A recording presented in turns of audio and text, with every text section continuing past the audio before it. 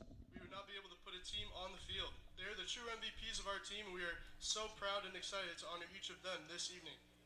As we call your name, we ask that you please step forward to meet your players and accept the thank you gifts from our organization as a small token of our huge appreciation. Our first family is the Crafts family, and their players are Trey Dombrowski, Matt McDermott, Chris Newell, Eric Razelman, Danny Wilkinson, and the bullpen catcher, Jack Anderson.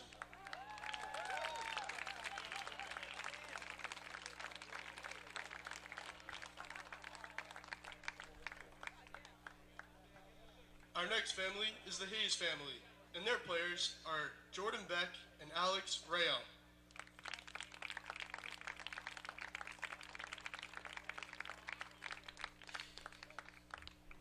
Our next family is the Henderson family, hosting Carter Putz.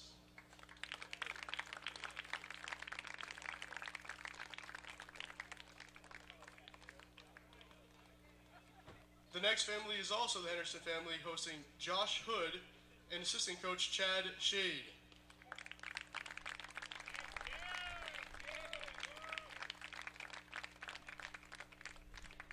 Our next family is the Kristoffolsky family, and they're hosting Nick Stewart.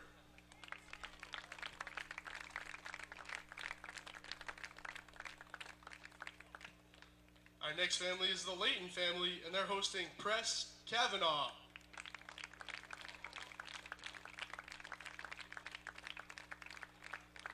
Our next family is the Legault family, and they're hosting Zach Preisner and Brandon Walker.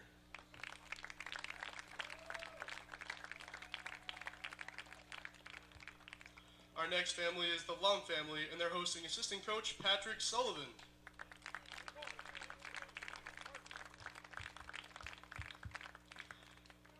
Next is the O'Leary family, and they're hosting Spencer Geesting and Brock Wilkin.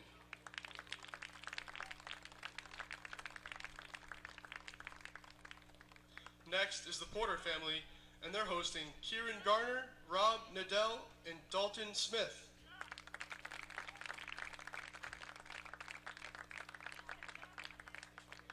The next family is the Richardson family, and they're hosting Brandon Tinsman and Liam Simon.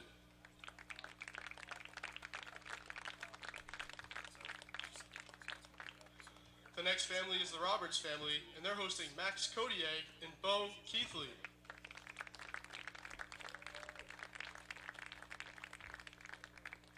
Our next family is the Robinson family, and they're hosting our baseball ops guy, Jacob Schaefer.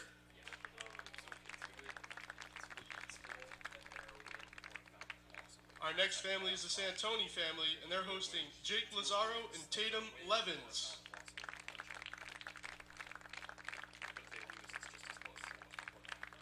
Our next family is the Tavano family, and they're hosting Owen Cody and Dylan Phillips.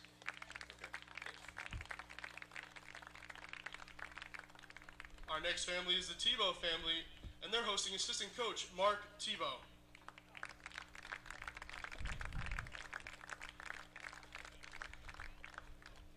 The next family is the Underwood family, and they're hosting Matt Pushard.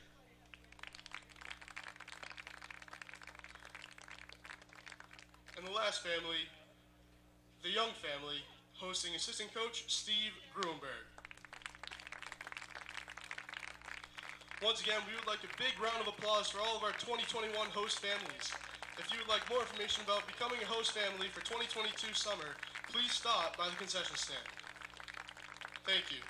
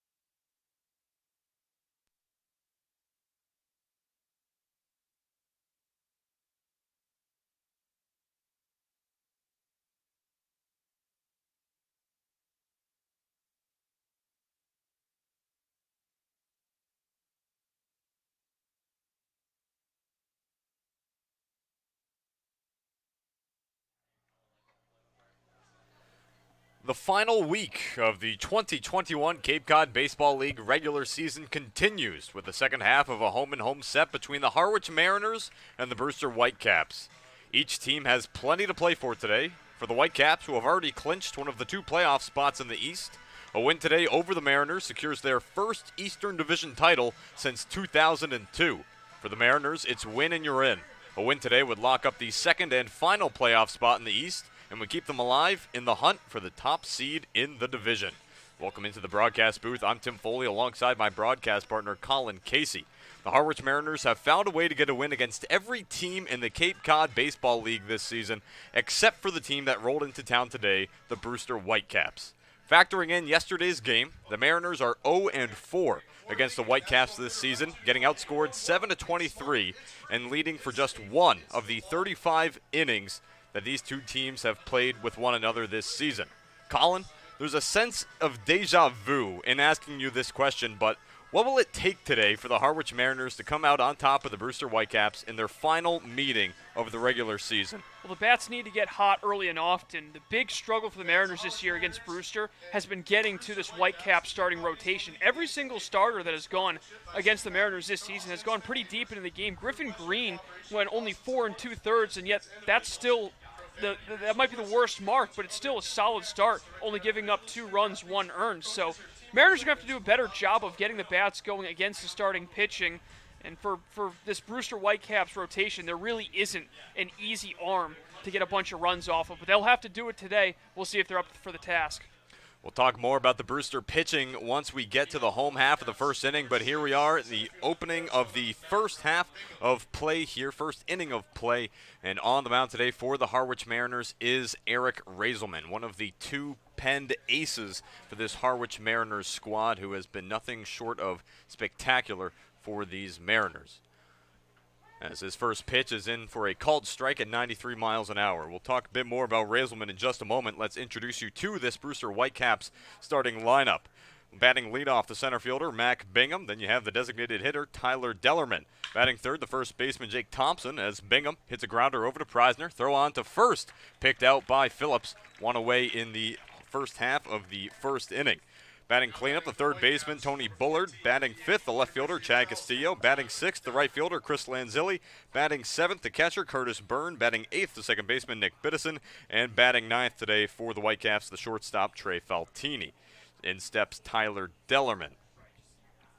As Razelman's first pitch to him, in for a called strike. Razelman, as he launches that one in at 95 miles an hour, somebody who has really emerged as just an excellent pitcher for these Mariners. 0-1 pitch misses outside at 94. He and Trey Dombrowski, the 1-2 punch that the Mariners have the rest of the way here as they look to make a playoff push. As the 1-1 is missed by Tyler Dellerman. And if we take a look at Razelman's numbers and what he's really been bringing all season long for Harwich, it's been fantastic for these Mariners. Razelman, through 4 games played, as the 1-2 pitch is fouled back, has pitched 18 2/3 innings, 29 strikeouts to just 5 walks, allowing over that time just 5 earned runs. I mean, Colin, he's really just looked good all season long. The 1-2 is missed up high, 2-2. And he's the only guy in this rotation, Tim, that has a ton of velocity for a starting pitcher. I mean, that last fastball clocked in at 95. He can get that heater by a hitter in a hurry, and we've seen him go to it a lot early in this first inning. 2-2 pitch misses up high. Count now full here to Dellerman. One interesting note I picked up on in the Whitecaps lineup, no Spencer Jones today. Remember, he took a fastball to the ribs. That would be a big loss for Brewster should he see extended time missed, as that ball is fouled off for the Whitecaps. Jones really has been an excellent addition to their lineup. He joined the team a bit late into the season, as each team does get their late arrivals. 3-2 pitch, got him to swing. Down goes Tyler Dellerman for the first strikeout of the day for Eric Razelman. This will bring up the first baseman, Jake Thompson. And even that fastball at 92, just nothing that Dellerman could do to catch up to it up and in. Just comes up to you in a hurry. And it's a strong start so far for Razelman, looking to pick up right where he left off in his last start against the Whitecaps. I mean, he's even had success against his team, despite the Mariners not having team success against the Brewster Whitecaps.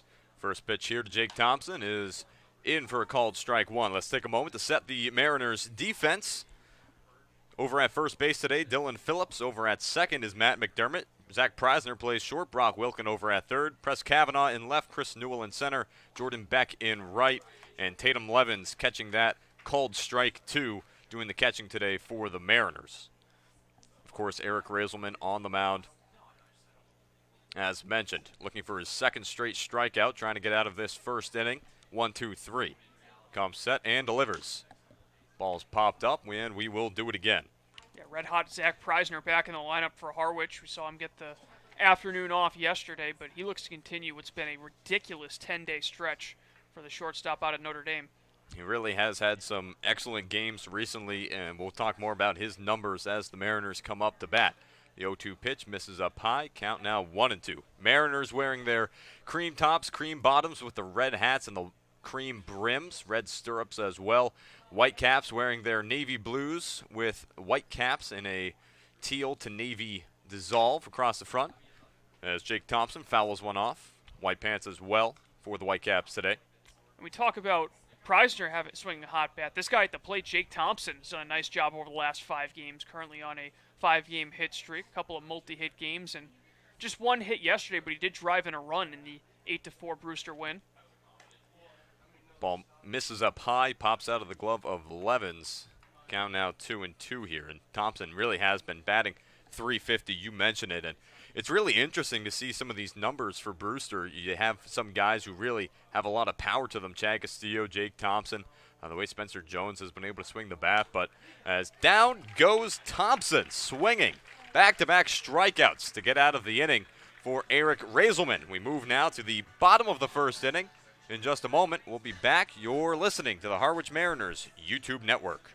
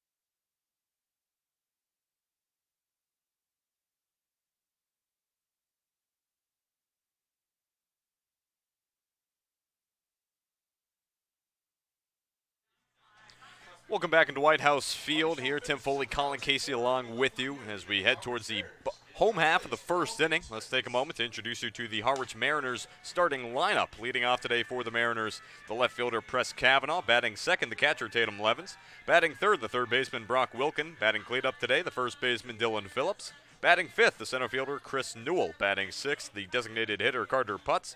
Batting seventh, the right fielder Jordan Beck. Batting eighth, the shortstop Zach Preisner. And batting ninth today for Harwich, the second baseman out of Coastal Carolina, Matt McDermott. Press Kavanaugh steps in. Starting pitcher today for the Brewster Whitecaps is Michael Prosecki. Prosecki is just another pitcher in a run here for Brewster where they are starting to throw a lot of their bullpen guys out to open up games. This is the third straight game in which Brewster has sent out a guy from the bullpen to start a game because, as is the case with a lot of Cape teams as the seasons move along, as his first pitch skips in the dirt on Curtis Byrne, as is the case with a lot of Cape teams, you lose a lot of your pitchers more so than your position players as the season moves along because you hit inning limits for a lot of guys and their college teams and their college coaches and agents and what have you. It's ideal for a lot of these players not to overthrow themselves so that they can have a bit of a longer career, and we're starting to see the effects of that. As mentioned, this is the third straight day Brewster has started a bullpen guy, and this is a Brewster team that really all season long has had fantastic pitching, as a pitches in for a called strike, now 2-1. 3.29 ERA, that's good for second on the Cape across this Brewster Whitecaps pitching staff, as Press Kavanaugh fouls the ball back into the glove of Curtis Byrne. Kavanaugh, of course, leading the CCBL in batting average coming into this game, 351 on the season. 2-2 pitch, that hops out of the glove of Curtis Byrne. Count goes to 3-2, and it's really been amazing to watch Kavanaugh and the way that he's brought his bat to the plate. You know, he's a guy who early in the season was trying to find his way. As pops up the full count pitch, going out to play it is Trey Faltini from short. He'll make the catch, and there's one away in the home half of the first inning. This will bring up the catcher, Tatum Levens, but let's take a moment to introduce the Brewster defense here. Doing the catching today for Michael Prusecki is Curtis Byrne, the infield from right to left. Jake Thompson at first, Nick Biddison at second, Trey Faltini at short, Tony Bullard at third. Outfield from left to right, Chad Castillo in left, Mac Bingham playing center, and former Mariner Chris Lanzilli over out in right today for the Whitecaps. First pitch to Levens. That one's going to miss just high. Count opens up at 1-0. Levens back behind the plate after Brennan Tinsman doing the catching yesterday for Harwich. Second pitch misses in that same location just above the zone, 2-0, and it's really important to be able to have another guy who's able to catch games, and Tinsman's done a great job of that, and Levens slotting back in today looking to continue his streak of excellence that he's been on. Levens this season currently on a 14 home game, I should say, on base streak. Has gotten on base in every single home game he has played in for the Mariners this season. He really loves this ballpark here at White House Field. His only home run of the season came here at White House. 2-1 pitch misses low and away, now 3-1. And while he does have just the one home run on the season, he does still have some pop. One of the top double guys in the league, and this time around he'll take a walk. He'll go down to first base, so this will bring up Brock Wilkin. That's another thing that Levens does pretty well is he knows how to lay off some of those pitches and draw walks. He's currently, prior to that walk, actually, that puts him in a tie for third in the CCBL with his 19th walk of the season. Brock Wilkin currently leading the league in walks with 23 as he digs into the batter's box. Jake Thompson of Brewster, one of the other players in the league who's tied for that third spot. So in steps Brock Wilkin, takes the first pitch ball that misses inside. Wilkin has been fantastic, to put it gently, I suppose, to this season for the Mariners. Batting .306, one of the top guys in the league in a number of metrics. Second in the league in hits, leading the league in doubles. One of the top guys in home runs as well, tied for sixth with 6 home runs. And then you take a look at RBI, right up there as well with 24, tied for second. I mean, really, this guy is just excellent in every facet of his game. And you mentioned it, Colin, leading the league in walks at 23. He's just a big presence in the batter's box as he's able to work a 3-pitch count here to 3-0. 3-0 pitch finds a way in for a called strike 1. Already working a hitter's count was Wilkin. We'll see if Prusecki goes right after him or tries to take a cautious approach to such a powerful hitter in Wilkin. Pickoff attempt over to first is going to send Levens back to the bag. Of course, Prusecki, the lefty out of Westchester, Illinois, playing out of Louisville. He was just 2 years old the last time the Brewster Whitecaps won the East Division. And he will walk his second straight batter. This puts Tatum Levens on second and Brock Wilkin on first. This brings up the man they call Whammer, Dylan Phillips, with a chance to do some damage here in the first inning here for Harwich. Something we don't see much of from Brewster starting pitchers this season are these balls, but we got a discussion right now between the home plate umpire and Brewster's head coach. I don't know what's going on here. Yeah, the four of them having a discussion. I believe that may be the pitching coach for Brewster. Nonetheless, as they signal towards the bullpen, there is a guy warming up. We have seen it once this season where a starter has had to come out of a game, and that is going to be the game for Michael Prosecki. He faces 3 batters, walks 2 of them, and you have to imagine this in some sort of tweak perhaps on the part of Prosecki, as Brewster's game plan here out the window as you immediately have to go to the bullpen and start using up arms. Yeah, I don't really know here what the reasoning is. We didn't see any training staff out, so really strange stuff. I don't know if it was planned for him to face 3 batters or what, but we're going to get a pitching change, and Dylan Phillips will get an opportunity against a new arm for the Whitecaps. And so with that, we will step away for a minute. We'll be back shortly before play resumes. Don't go too far. You're listening to the Harwich Mariners YouTube network.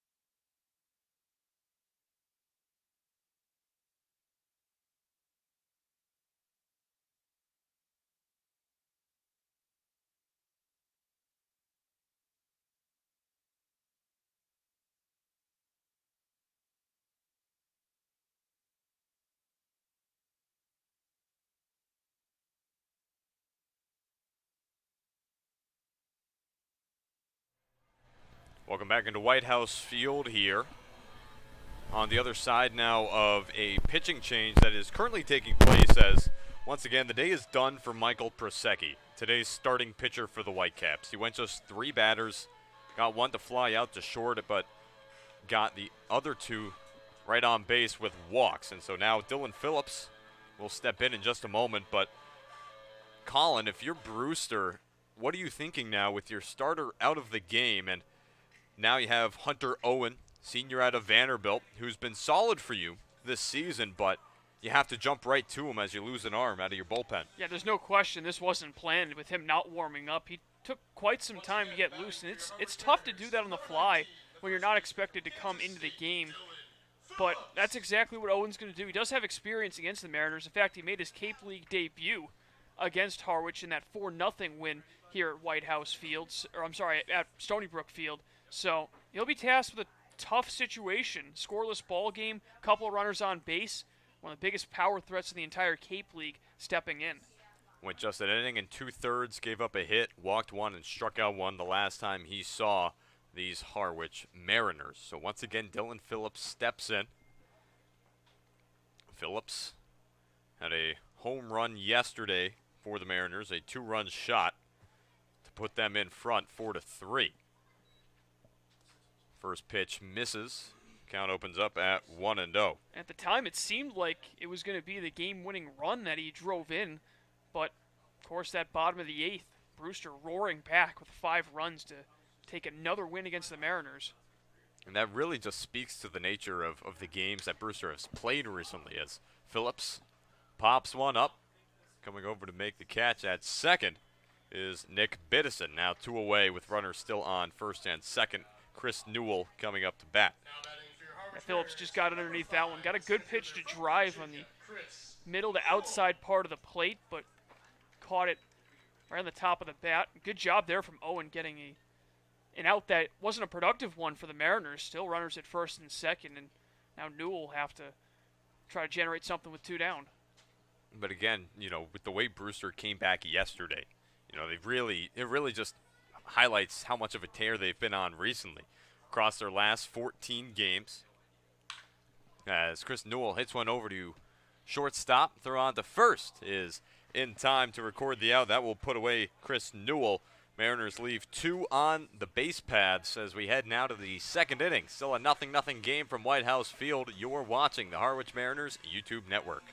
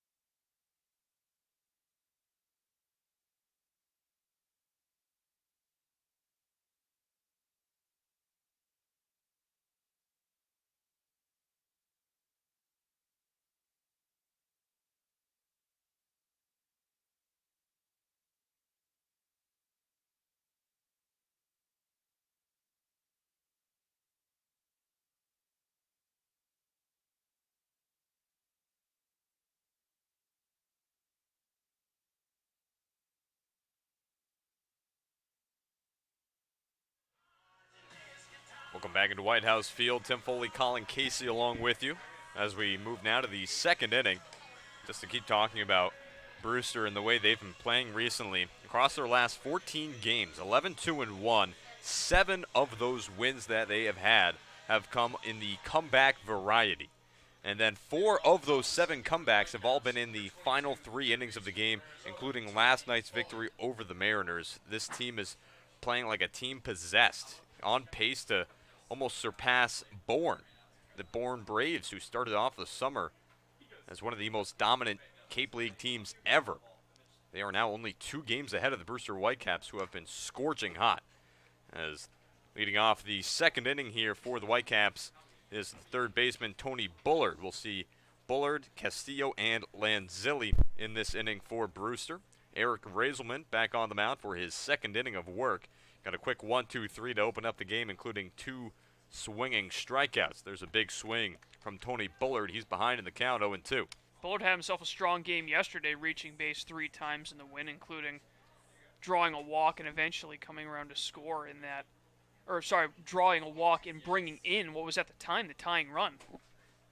0-2 pitch. This one's going to be popped up. That'll fly out of play. And this is a Brewster team that really does like to draw their walks.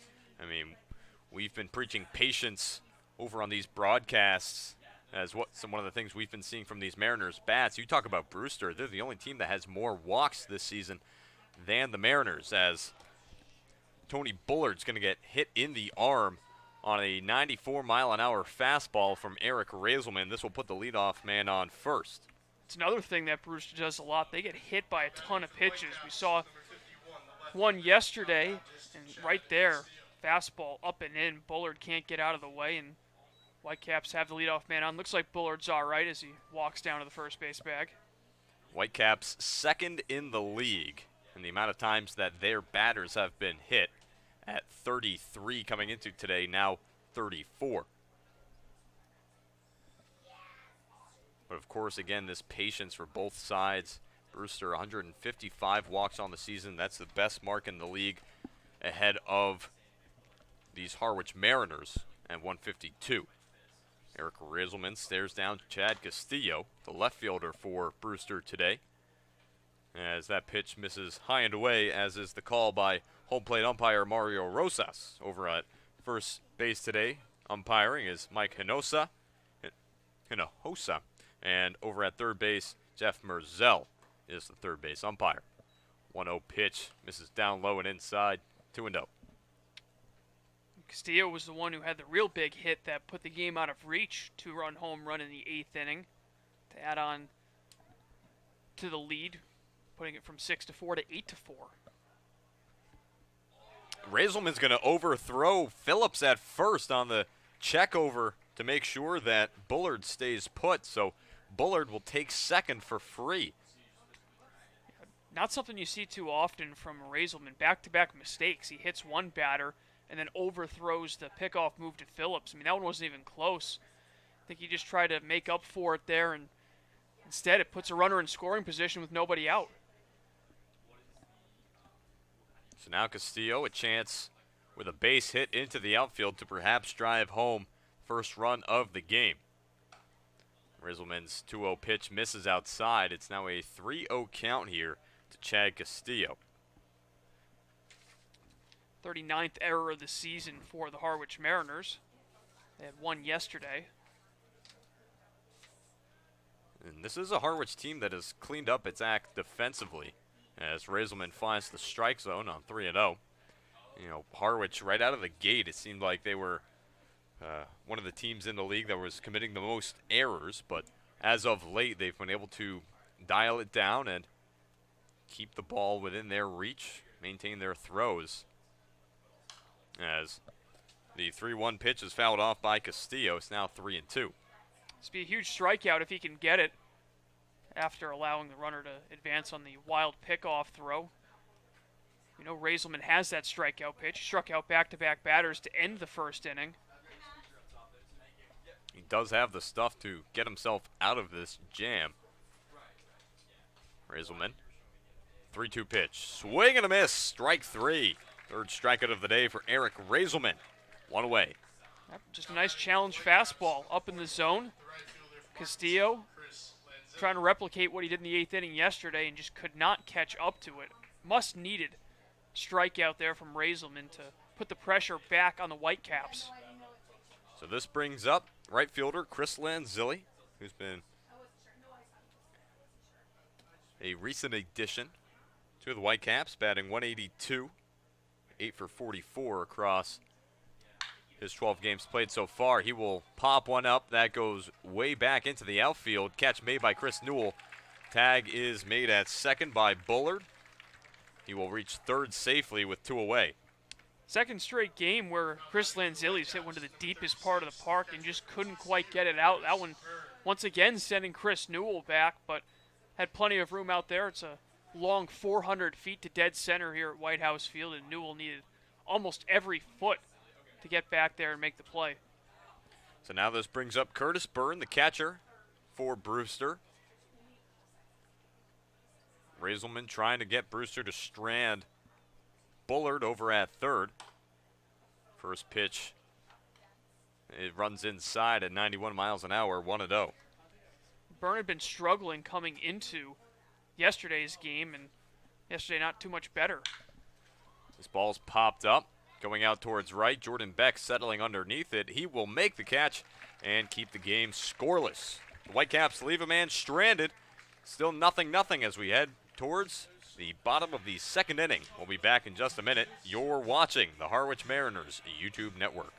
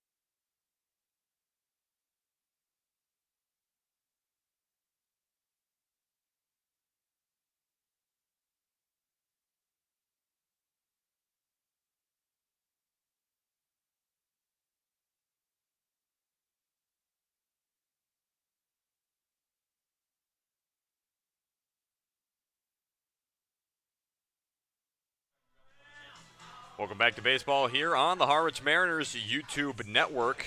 It'll be the 6, 7, 8 batters due up here for the Mariners. Carter Putz will lead it off, followed by Jordan Beck and Zach Preisner. Hunter Owen is back on the mound for the Whitecaps after being thrown into the fire.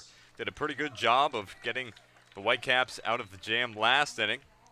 It was Michael Persecki who got the first batter to fly out and then walked back-to-back batters before having to be taken out of the game due to an issue that we are uncertain of at this moment in time here in the booth. But back-to-back recorded outs by Owen has kind of reset this game here. Yeah, they were really efficient outs, too. I think it took him 3 pitches to get 2 outs. Came in and was immediately effective. 1-0 pitch is in for a called strike on Putz.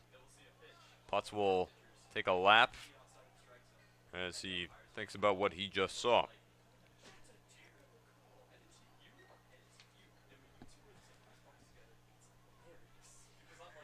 One pitch. Carter Putz able to check his swing as it's now 2-1. Of course, the CCPL, a popular baseball league here in Massachusetts, but also Little League, having the state championship today. Congratulations to Peabody West. 2-1 pitch is swung on up high.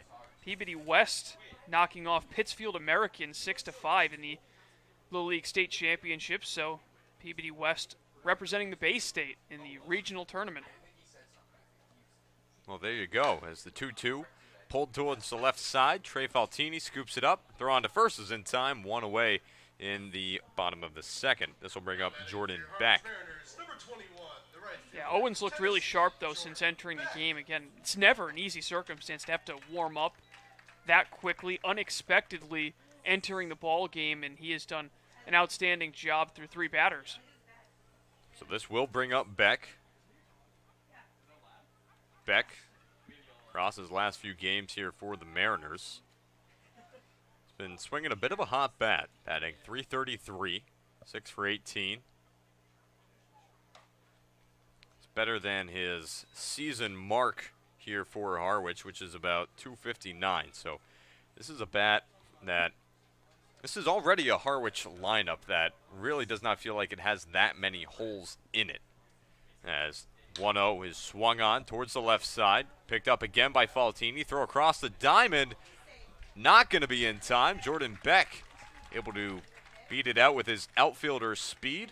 He's on first with 1 away. Second effort there from Trey Faltini, going deep in the hole, off-balance throw. Just couldn't quite get enough on it. I've seen Beck leg out a lot of infield singles this year, and there's another example. He's got a lot of speed coming down that line and used every bit of it to leg out that one-out single. So this brings up Zach Preisner, another guy who has been playing stellar for the Mariners. Preisner across his last 5 games, batting .462, going 6 for 13. Has a home run in that span as well, and the first pitch he sees, he'll rope that through the left side.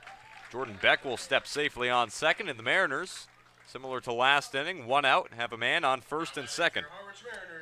Just another great start to a game for Zach Preisner. He's been pulling the ball really well throughout this hit streak. He just squares up every pitch and lines it to left field. That's another example there. Keeps the line moving, and they're finally getting to Hunter Owen after he retired the first 3 batters he faced. Here's a guy who could definitely use a big hit. That is Zach Preisner's 16th straight game in which he's been able to get on base. He has been seeing the ball well recently for Harwich, to say the least. This brings up Matt McDermott, second baseman. He'll send this one right back at Owen. Loses his glove. He's able to make the flip over to first, but a hot shot from Matt McDermott helps to advance the base runners to second and third. That's bad luck for McDermott. He hit that one right on the screws. It was ticketed up the middle. Owen able to knock it down, and I mean, Owen's he's a big guy. He's standing at 6'6". He used every bit of his frame to knock that one down and stayed with it despite losing his glove, underhanding it to first. So it works out as a sacrifice, but it could have been much worse for the Whitecaps. Certainly could have been. As now Press Kavanaugh comes up to bat.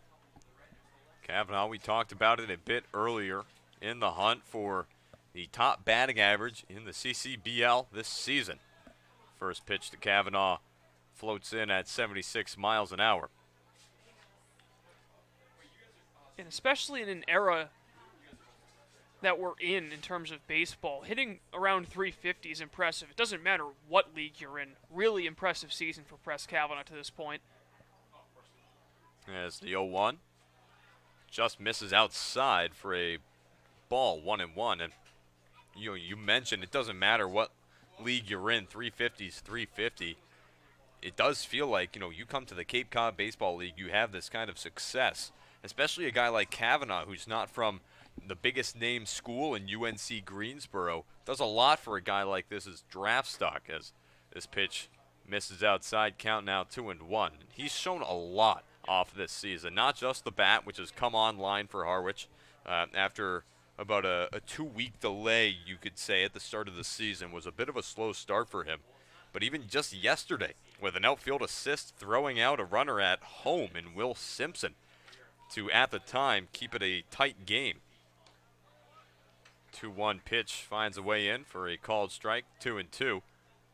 So defensively as well, a very solid player and a great addition to this roster that from the get-go. You wonder sometimes how you find guys like this, but, Kavanaugh put up great numbers after his freshman year at UNC Greensboro, hit about 400.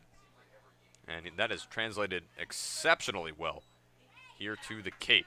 3-2 pitch now coming up in just a moment. The crazy thing is he had a rough first week here on the Cape. It took him a little while to get into a rhythm, but when he did, my goodness, he has been seeing the ball so well ever since the start of July.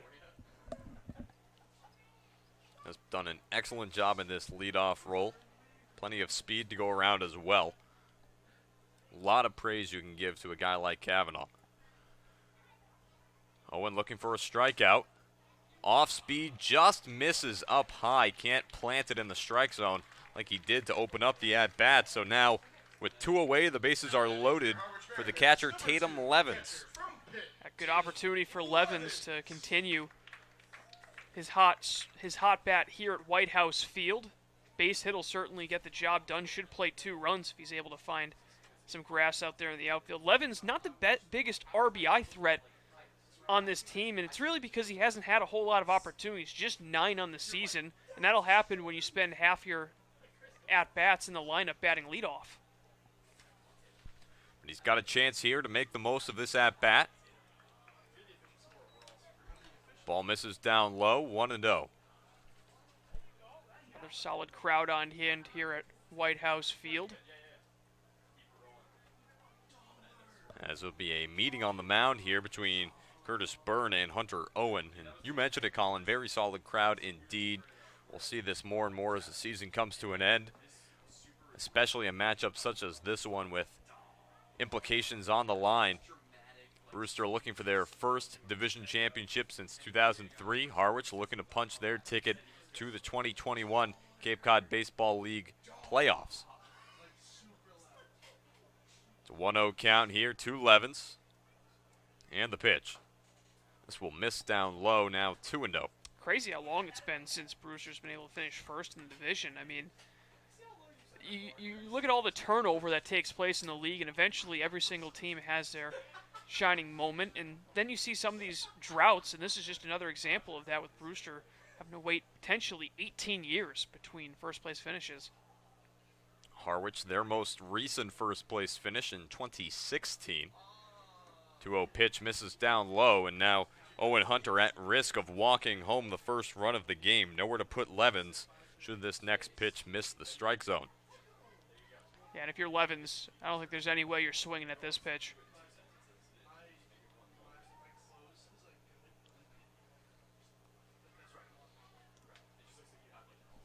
Owen comes set, and the pitch.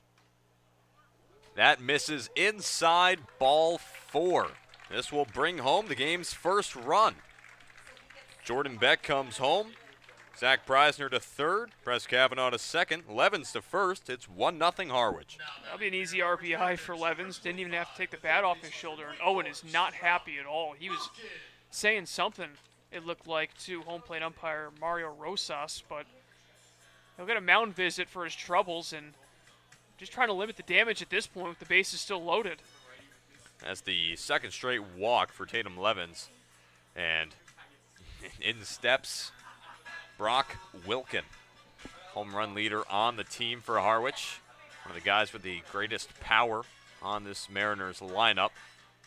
Of course, with the way guys have started pitching to him recently, we're seeing a lot more walks, as he was walked back in the first inning. In fact, he was the last batter faced by Michael Persecki before being taken out for Owen. So a critical turning point here. I mean, this was one of the keys we were talking about pregame. If you're Harwich, you want to jump out early.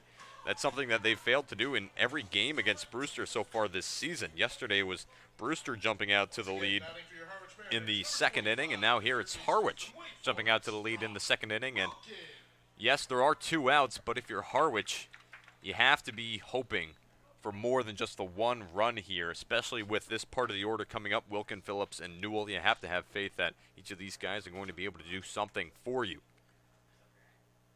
First pitch to Wilkin. He'll take it down low. It's 1-0. I saw a heated discussion between Mario Rosas and Jamie Shevchik as he was walking back to the dugout. Where have we seen that before, Tim? Of course, just yesterday, Mariners manager Steve Engler being thrown out of the game as the second pitch is in the zone for a called strike. And not a good weekend to be a home plate umpire in this Brewster Harwich home and home. Well, tensions are high. I mean, I heard you and Tyler Henry mention on the broadcast yesterday that was likely the chippiest game of the season. And it's tough to have a chippy game when it's a non-contact sport. But nonetheless, these two teams really found a way yesterday, as the count now is 2-1. A real bitter rivalry between these two teams, geographically right next to each other. And with the way Harwich has played all season long, the quality of team they are, it has to frustrate them that Brewster has had their number now 4 times. 2-1 pitch. Wilkin will slice this one foul. Count evens out at 2-2. Wilkin does have a grand slam on the season. It came early on in the year against Chatham. Situation where the Mariners fell behind 5-0, but they came roaring back to score 11 of the next 12 runs in the game to win it 11-6. Speaking of one team having another team's number, Harwich so far 5-0 against the Anglers on the season, looking to finish the season series 6-0 when they go to Veterans Field this Wednesday. The 2-2 pitch, that's going to miss high at 78 miles an hour. Hunter Owen, he's been able to get that off speed to work a little bit. It's gotten in a few times for strikes. Kind of gives it a bit of a rainbow throw in the high 70s, mid to high 70s, but in this at-bat has not been going for him. Owen comes set. And the pitch. Wilkin pops it up, and it will go foul, so we'll do it again. That's the big thing. You can see on your monitor that all 3 runners will be in motion with a full count and 2 away. So if Wilkin's able to find the gap, there's no reason to believe that all 3 runners won't come home. And once again, it's Preisner on third, Kavanaugh on second, Levins on first. And Brock Wilkin trying to open this game up, standing in the righty batter's box. The pitch. Misses down low, ball 4. Back to back to back. Walks delivered by Hunter Owen. And it's now a 2-0 game. Mariners lead it. Whitecaps making it easy for the Mariners right now. Owen just cannot find the zone. He was getting hit hard to start the inning, gave up a couple of singles, settled in to get that second out, and then has just lost all control of his pitches, and he's going to have to reel it in quickly before this inning gets out of hand. Doesn't look to be anybody warming in the Brewster bullpen. Dylan Phillips pulls the first pitch he sees over towards the Whitecaps dugout. Count is 0-1. Talked about how Wilkin had a grand slam this season. Phillips also had one, albeit a bit unique compared to other ones. Of course, came in that game against Bourne, helped to deliver the first victory over the Bourne Braves the Mariners have had all season. Phillips pulls this one once again, this time a bit further down the fence, pelting the Brewster bullpen this time around. And why was it unique? Well, after further examination of the home run, ball actually never left the playing field at Doran Park. It actually one-hopped the fence. It left the playing on the fly. field. Didn't leave it on the fly. It did not leave it on the fly. That is what we have heard. It's an 0-2 count here. Phillips trying to drive home a few more runs here for the Mariners. Owen will step off. So once again, to set the scene for you, Press Kavanaugh on third, Tatum Levins on second, Brock Wilkin on first. Each of these base runners for the Mariners getting on with a walk. 5 walks already in the game. Phillips will foul this one back. Count stays 0-2. You wonder how long the leash will be for Owen, not just in this inning, as there isn't anyone warming up, but he's running his pitch count really high. A lot of full counts early on in this second inning. He's already walked 3 guys, surrendered a couple of hits. This is the 8th batter he's faced in the inning. 32 pitches already for Hunter Owen. 0-2 pitch again. Phillips pulls this one. This time the pitch coming in at 92 miles an hour.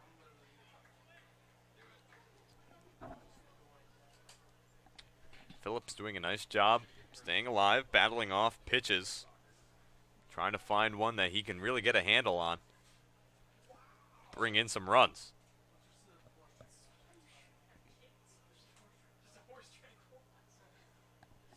Hunter Owen comes set. The pitch. And again, fouled off by Dylan Phillips. He's certainly put up a good fight after falling behind 0-2, able to stay alive once more. And eventually you foul off so many pitches, pitcher makes a mistake, and then you got one to drive. That is 5 straight foul balls from Dylan Phillips.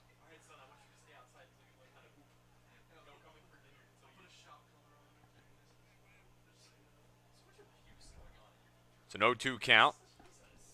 Owen still looking for his first strikeout, and Phillips able to get a piece of it. It just stays out of the glove of Curtis Byrne. And this at-bat stays alive. That is now 6 foul tips from Dylan Phillips. Just enough, just able to get the bat on the ball.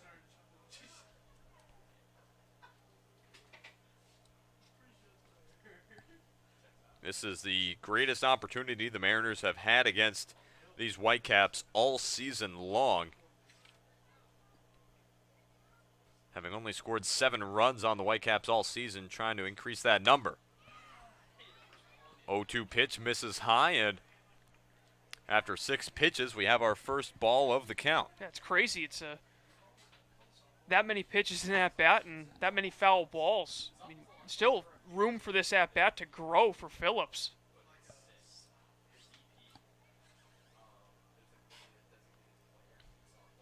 Owen taking his time, wanting to make sure that the pitch he selects is the proper pitch with a purpose. Still looking for that first K.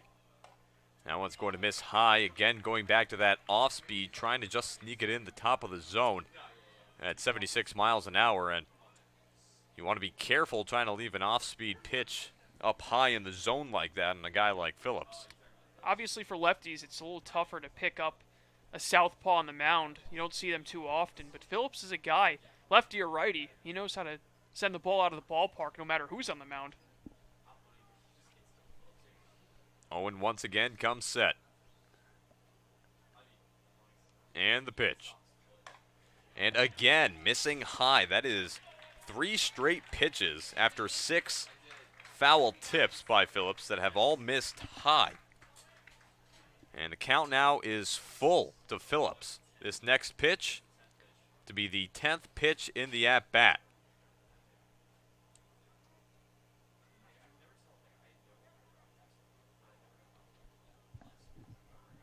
This is pitch number 39 as well for Hunter Owen.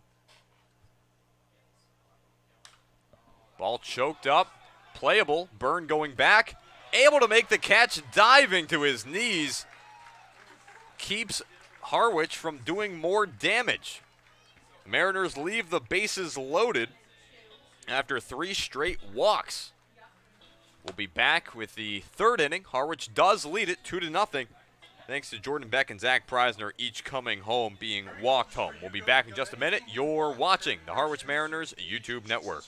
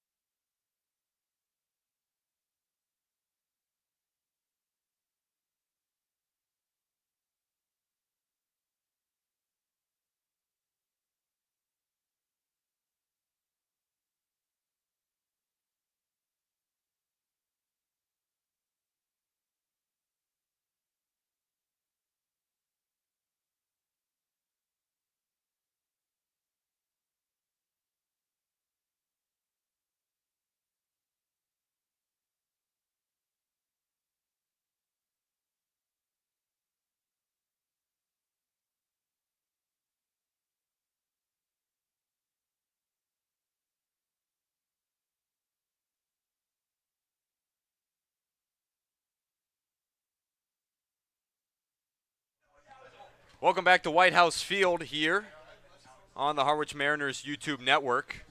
Leading off here for the Brewster Whitecaps is Nick Biddison, second baseman for the Whitecaps. First pitch, hit right over to Preisner, slow roller, and it eats him up. We'll have to see if that's ruled a hit or an error. It was a slow rolling ball to Preisner, gave the second baseman Biddison plenty of time to leg it down to first. Yeah, they're going to rule that one a hit. It was just hit so softly that Biddison, with his speed, probably would have beaten it even if it was fielded cleanly. So exactly what Brewster needs trying to get back in this ball game, leadoff man on. So this brings up Trey Faltini, shortstop for the Whitecaps. And if you're Harwich, you now lead it 2-0 over a Brewster team that has been giving you issues all season long. But depending on how this game ultimately ends, Colin, this may be a situation in which Harwich looks back and wonders about what could have been. I mean, just yesterday for the Mariners, they were leaving runners on base left and right as first pitch to Faltini misses for a ball. 11 batters left on base yesterday for Harwich, and already through the first 2 innings here at White House Field, 5. We know this game's far from over based on Brewster's track record. This ball is going to be pulled out to left. Going back is Kavanaugh. At the fence, gone! A 2-run shot from Trey Faltini over the fence and left ties this game at 2. What I say, game's far from over with this Whitecaps team that never quits. And they get the production out of Trey Faltini, who had 3 errors in an inning in a game yesterday. Talk about redemption. He walked in a huge run later on in yesterday's game, and today, first at bat, drives one over the left center field fence. Brand new ball game at White House Field. For Trey Faltini, that is his 2nd home run of the season. RBIs 6 and 7 as well. Hasn't been the most consistent contributor to this Whitecaps offense. And that's a point I was trying to make earlier in this game, as Brewster, despite how hot they have been recently, they currently own the worst batting average on the Cape, as the leadoff man Mac Bingham sends one out to right. Jordan Beck settles under it to make the catch. Brewster on the season currently batting .212 coming into today. That is 10th in the league. You have teams like Hyannis, you have teams like Chatham that really all season long have not been able to put the bats together and haven't been able to win too many games. But Brewster, behind all of those teams, yet on the cusp of winning the East Division. And on top of that, Tim, they also don't hit a lot of home runs despite the one Faltini just hit. They're second to last in the CCPL in home runs hit this season. The 1-0 pitch to Mac Bingham misses outside. It's now, pardon me, Tyler Dellerman misses outside. It's now 2-0 here. Again, Dellerman checks his swing, and the count now is 3-0. Eric Razelman, for him, that is, as he's able to find the strike zone with that pitch there for Razelman on the season. Has not given up more than 2 earned runs in an outing, and he's gotten that already here, and he'll walk the next batter on. Yeah, a little troubling pattern right now for Razelman, who's looked so reliable all season long. I'm pretty sure that's the first home run he allowed all year as well to Faltini, so seeing some control issues. That's his first walk, but he also hit a batter and then surrendering the home run. Definitely not what we're used to seeing out of Razelman. Had a solid first 2 innings. Struck out 2 in the first to set him down 1-2-3. Big cut from Jake Thompson. Jake Thompson, one of those strikeout victims in the first inning, and then after hitting Tony Bullard to lead off the second, was able to then retire the next 3 batters. But here in this 3rd inning, it has unraveled just a bit for Razelman. Lead off single, follow up home run, and then after a fly out to right, walks the next batter. A big swing from Thompson, trying to reach with that one. Count moves to 0-2. Razelman in search of his 4th strikeout of the game.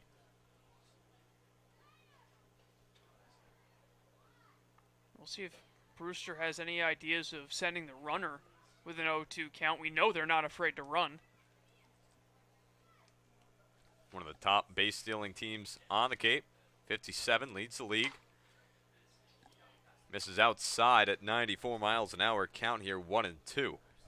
And that really is how this Brewster team likes to beat guys. They will take walks. They'll get hit by pitches. They will steal bases. They will do everything in their power to just pick and take bases from opposing pitchers.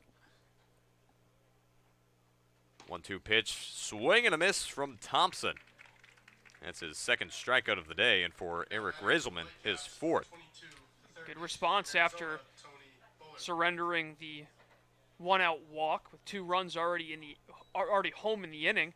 Good job striking out the 3-hitter, and see if Razelman can fight his way out of this inning and keep this ball game tied. Tony Bullard hit by a pitch in his last at-bat. Tyler Dellerman still stands on first after getting walked. Razelman trying to stay settled here. First pitch, that's going to miss inside at 94 miles an hour. And we talk about it. Razelman, one of the only starters for this Mariners team that really has some velocity to him. You know, very important to have guys in this starting rotation who can throw some high heat. 92 miles an hour is the next pitch as that's fouled off towards the Mariners dugout. Yeah, a lot of the heat usually see coming out of the bullpen in the CCBL, but Razelman able to hit those mid-90s. Very valuable asset to have. It's tough for a hitter to adjust your first time through the order and quickly be facing a 95 mile an hour fastball. The 1-1 pitch. Swing and a miss. Count moves to 1-2. Razelman looking for strikeout number 5, and it's really interesting the juxtaposition between Razelman and this other ace for the Mariners in Trey Dombrowski, a guy who relies a lot on his pitchability, getting guys to swing and miss and think about what it is that they're looking at. Both of those pitchers excellent for Harwich, and a swing and a miss from Tony Bullard. That sits him down. 5 strikeouts now for Razelman, back-to-back Ks even. The Whitecaps do get 2 across. It's a brand new ball game here thanks to a Trey Faltini 2-run shot to left. We'll be back in the bottom of the 3rd inning in just a moment. You're watching the Harwich Mariners YouTube network.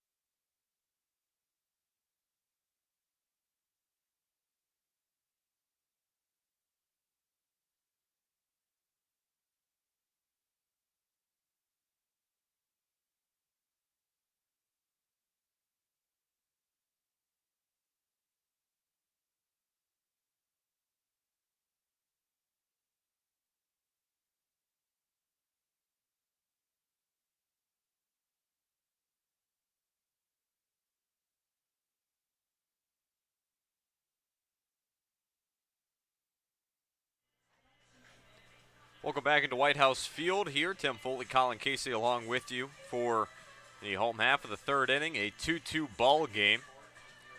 Let's take a moment to take a look at the out-of-town scoreboard. Of course, multiple other games going on today. This is the part of the season where every team has a synchronous schedule.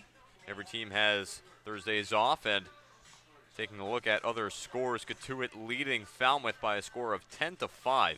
In the top of the 6th inning. Katuitt on the back half of a home-and-home with the Commodores, trying to put themselves in a position to clinch a playoff spot. If they win today, they can clinch a playoff spot tomorrow with either a win or a Falmouth loss. Wareham and Bourne tied in the top of the 2nd inning, and the game we'll be paying attention to. The YD Red Sox currently leading the Hyannis Harborhawks by a score of 1-0 in the top of the 3rd inning. That's a game where, should the YD Red Sox lose, their season is over. That would help the Mariners to secure that 2nd playoff spot in the East. Another game going on tonight, the Chatham Anglers and the Orleans Firebirds. And it's interesting, it's confusing. There's been a lot of questions about what metric is right, what is wrong in regards to how the playoffs are going to be settled this year, as Chris Newell pulls one out to right, but right at the awaiting Chris Lanzilli, it'll be a leadoff out for the center fielder. Yeah, really unique season because only 4 teams go to the playoffs instead of 8. And there's been a real dogfight for those final playoff spots. Obviously, Brewster has already clinched their postseason berth, as has the Bourne Braves. In fact, the Bourne Braves have already locked up the #1 seed in the playoffs as far as their division goes. But other 2 spots still up for grabs. There's a big cut from Carter Putz, opens the count at 0-1. And so once again, it's by points per game. You divide the amount of points any team has by the amount of games they have played. YD, having played 1 more game than the Mariners, will finish with 38 games on the season to Harwich's 37, barring any rainouts, of course, and that does play into the favor of the Mariners, because even if they are down by a point in the standings with that extra game in hand, it favors Harwich, as the count here is 1-2.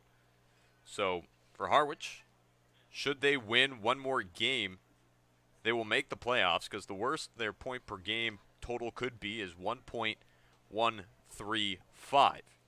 And YD, if they were to win out, their best would be 1.132. A very slim margin, but would be good enough to lock up that playoff spot for Harwich, as Putz fouls off the 1-2 out of play. We'll do it again. It all comes back really for YD to those games against the West. They really struggled all year long against Western opponents, whereas the Mariners beat up on Western teams not named Bourne. And even Bourne they were able to pick up a win against. And a tie. Yeah, and a tie. So all things considered, the Mariners taking advantage of their cross-division opponents. Putz again fouls off a pitch at 91 miles an hour.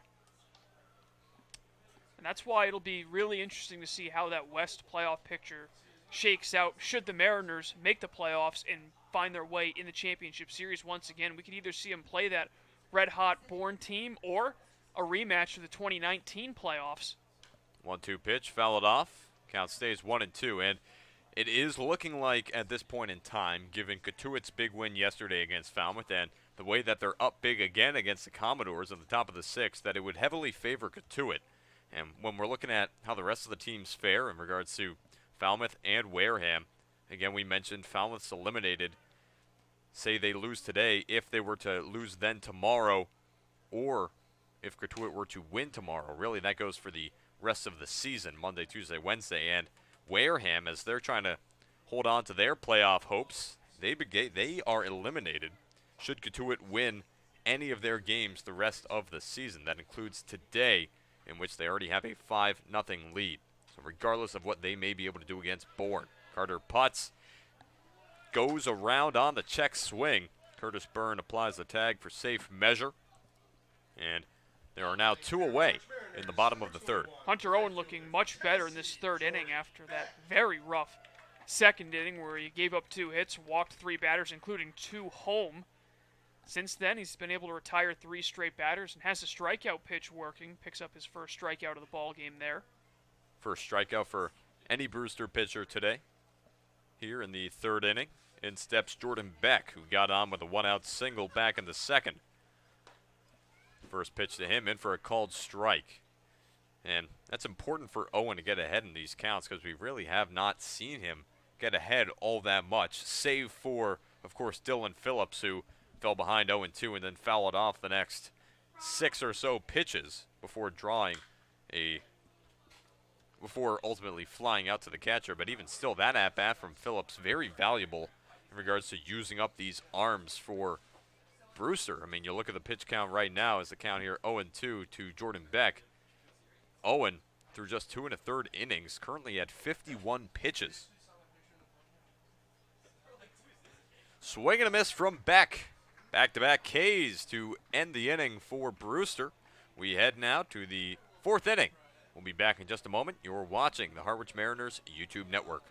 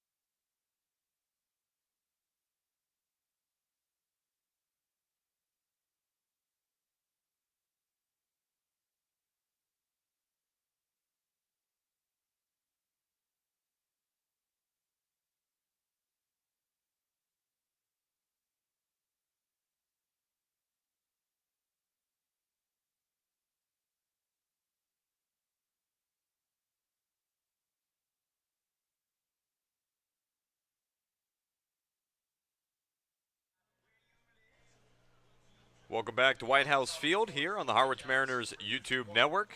For the play-by-play duties for the next 3 innings of action, my broadcast partner, Colin Casey. Colin. Thank you so much, Tim. We head to the 4th. Eric Razelman back out looking for a bounce-back inning after surrendering a game-tying 2-run home run to Trey Faltini. That's a good start. Gets a breaking ball in there to Chad Castillo, 0-1. Castillo had a home run himself in yesterday's game, as that ball sliced foul. Tim, the Whitecaps starting to find a little bit of power over the last few games, which is important. Adds another level to their offense, which, as we mentioned, isn't necessarily their strength this season, in which their pitching has really carried them to the top spot currently in the Eastern Division. Yeah, I mean, small ball has been the name of the game for the Brewster Whitecaps. So if you start adding doubles, triples, home runs, what have you, to that mix of offense that they're already giving teams, then that is a very lethal Whitecaps lineup as you head into the playoffs. Castillo, the left fielder out of UC Baptist, watches a 1-2 from Eric Razelman, missed down and away.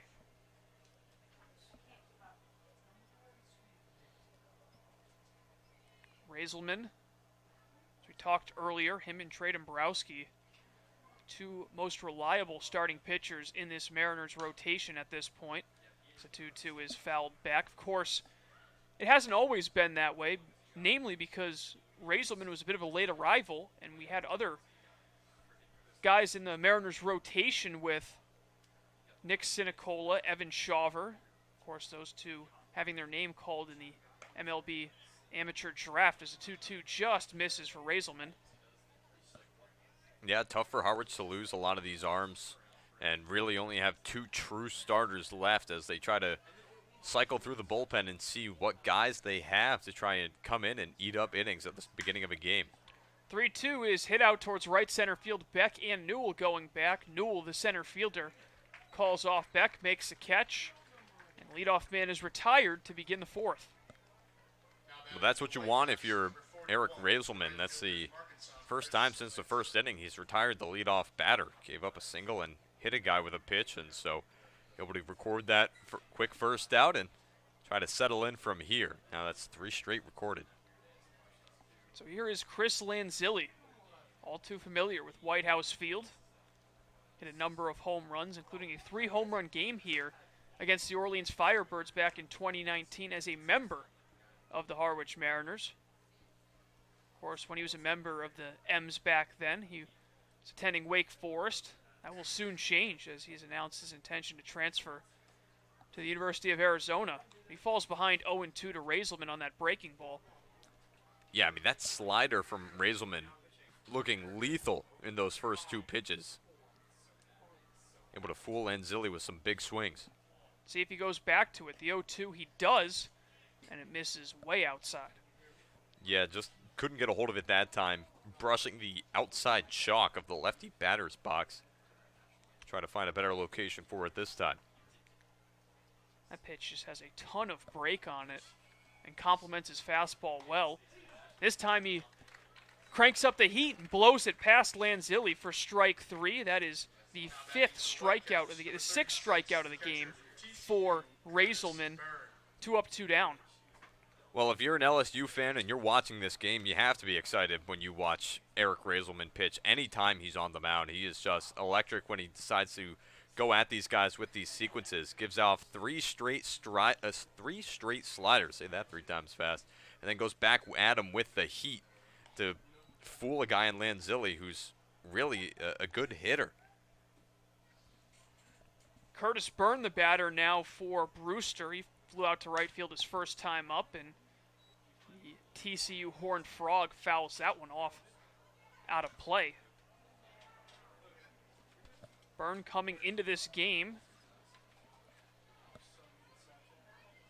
a 200 even batting average. Still waiting for home run number 1. 6 runs batted in. Count now 2-1.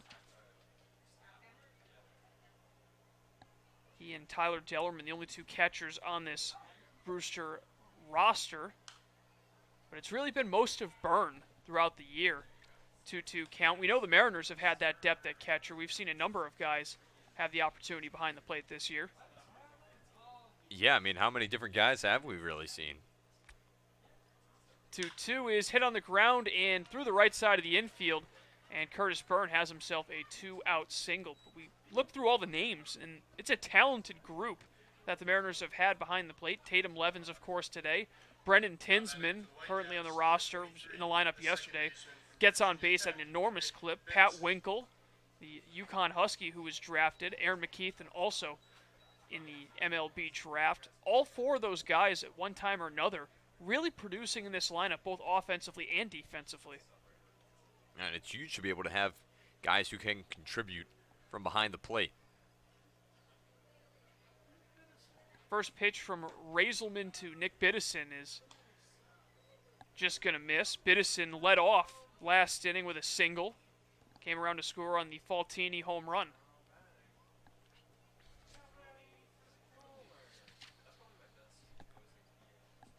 Byrne takes the lead off first, and Razelman misses high with the fastball.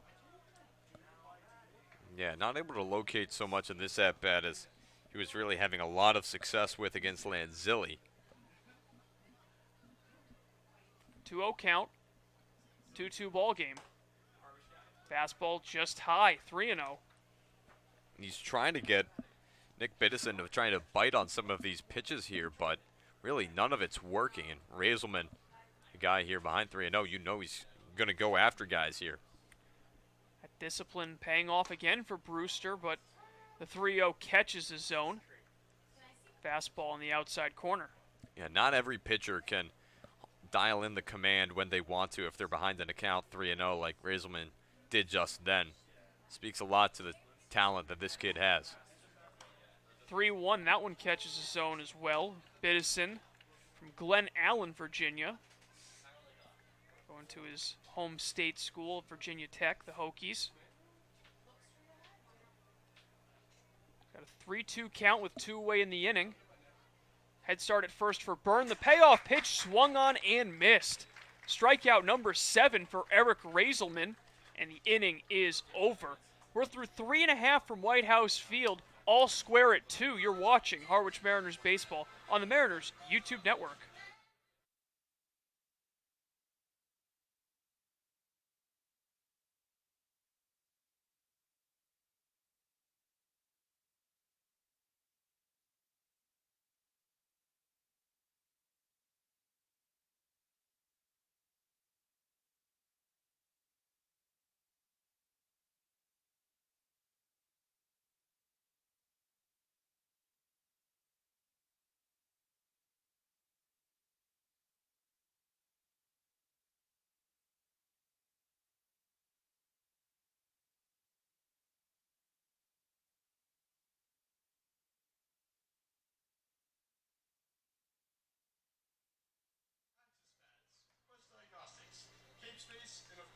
Welcome back to Harwich, Massachusetts. The Mariners and Brewster Whitecaps tied at 2 apiece. Fans earn a bachelor's or master's degree, complete a certificate, or take a single course through the Division of Continuing Education and Graduate Studies at Curry College.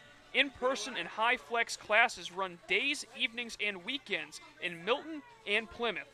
To learn more about programs in business, accounting, criminal justice, education, nursing, and more, visit curry.edu.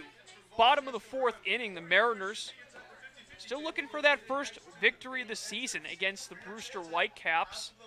Again, this is the team that the Mariners essentially booted out of the playoffs in 2019, just taking that final spot over the Whitecaps. Tim, they had a ton of late season games, very reminiscent of this year, that proved to be the difference. And this time around, it looks like both these teams are on a collision course to meet in the playoffs, but the Mariners need to take care of business and just secure that all-important clinching victory to get them in the postseason.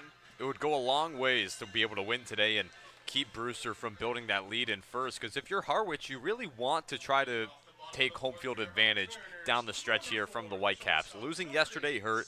Winning today would really help, and really the last time the Mariners and Whitecaps played here at White House Field, that was arguably Harwich's best game against the Whitecaps of the season.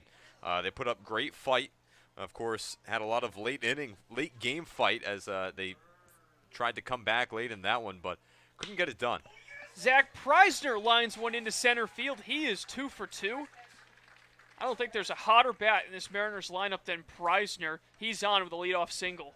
No, there really isn't. For all the praise we've been giving a lot of these other bats that have been electric recently for Harwich, Zach Preisner far and away has just been unbelievable. I mean, across his last 9 games for Harwich, 12 for 30. That's just coming into today, and now he's already 2 for 2.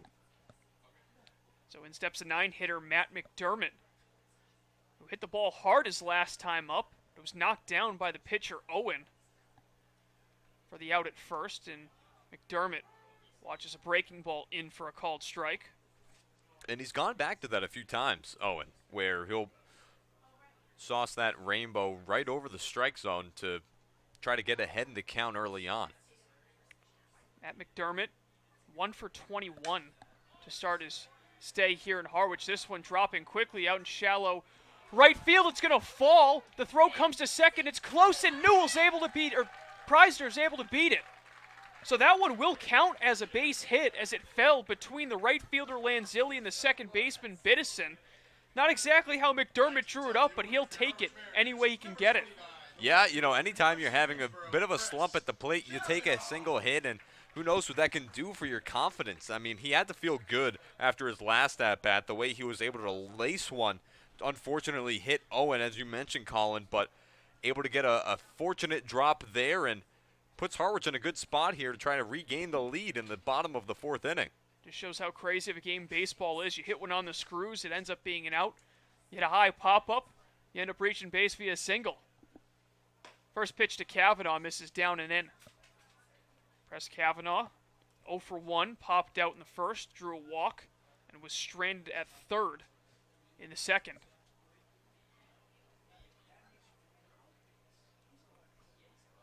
Mariners looking to reclaim the lead after jumping out in front 2-0 in the home half of the second before Brewster tied it in the top of the third. Kavanaugh watches an 89-mile-an-hour fastball from Owen right down the gut. And again, if you're Harwich, this is a situation where you feel like you have to get runs across at this point. There's no outs. You have runners on first and second, and any scoreless inning here would hurt this Harwich team. Left-hander Greg Ferrone in the bullpen right now for the Whitecaps. 1-1 is chopped foul off to the right. Ferrone just one appearance, so we could be seeing his second appearance with the team. But it was a good one, Tim, as he struck out the side. Just who you might want to turn the ball over to in a close game. Your coach, Shevchik. Certainly so. And then, of course, how far a pitcher goes is always a question. As you get later into the season, you want to really be careful with your bullpen management and making sure that you have guys lined up for that first game of the playoffs. 1-2 is flared out to shallow center field, falling quickly, and it will drop. Holding at third is Preisner. The throw comes in and is cut off by Owen. 3 straight singles to begin the 4th inning for the Mariners. Now the bases are loaded once again for Tatum Levens. Yeah, and as he was able to draw a walk in this position last time, I'm sure he'd be happy with a walk here, but you have to imagine he's going to be looking for a lot more. He got a pretty good look at the pitcher in Owen last time around, drawing that walk, seeing a lot of his pitches. So Levens this time around, you have to imagine that he's going to give you a little bit more when it comes to trying to move runners around the bases here. Working from the windup is Owen. First pitch. Breaking ball just misses, and Owen can't believe it. It's worked for him a few times, and he's typically been able to get that, but clearly frustrated as he couldn't there. Levens 2 walks so far. No official at-bat. The 1-0, that one's over. Yeah, that just caught that outside corner. Mariners with 2 grand slams as a team this season.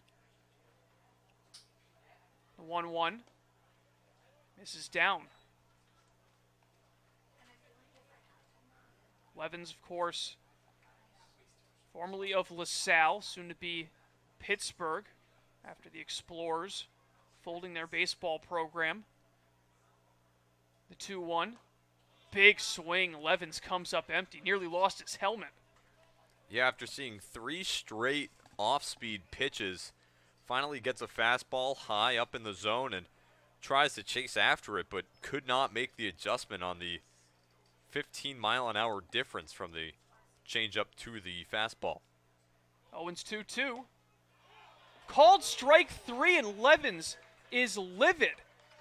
Breaking ball apparently caught the outside corner, and there's a huge out number 1 for Owen and the Whitecaps. I mean, if you're Owen, that is, as you said, Colin, that's huge to be able to record an out like that. And now you have a chance here for a double play. That opens up that possibility, and you stand a chance to get out of the inning with no damage being done. But this is a very difficult part of the lineup here for Harwich.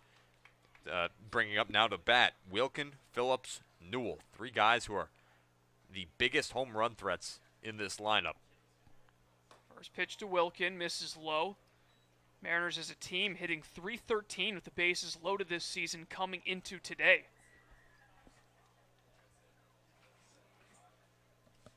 Prizer standing at third, McDermott at second, Press Kavanaugh at first.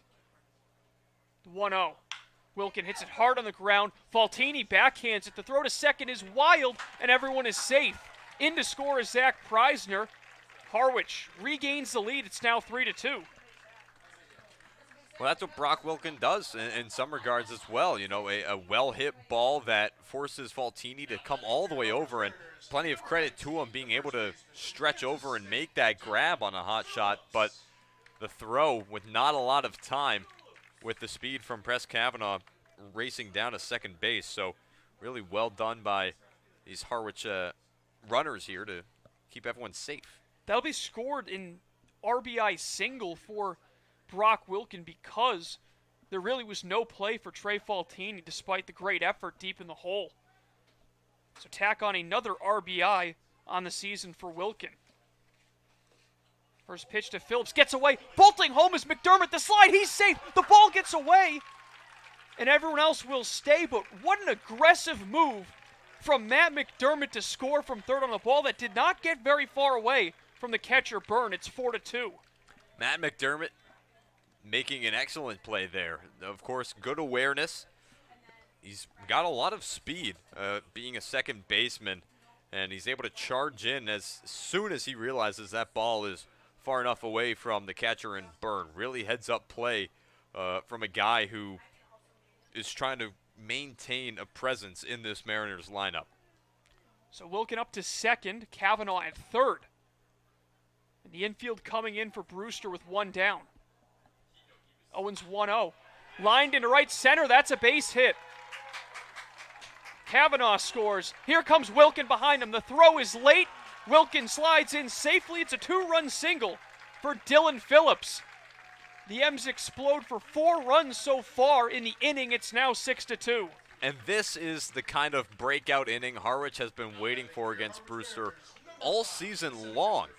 I mean, currently at 6 runs, they've nearly doubled the amount of runs that they've scored against the Whitecaps all season long across the 4 innings that they've played so far in this game. And now you have Chris Newell coming up to bat with just 1 out. Harwich really does not want to be done here. You want to pour on some more runs and kind of put your foot on the gas. Put this thing out of reach early. Jamie Shevchik making a move to the bullpen. That will be it for Hunter Owen. We'll introduce the new Whitecaps pitcher when we come back. 6-2 Mariners in the bottom of the 4th. You're watching Harwich Mariners baseball on the Mariners YouTube network.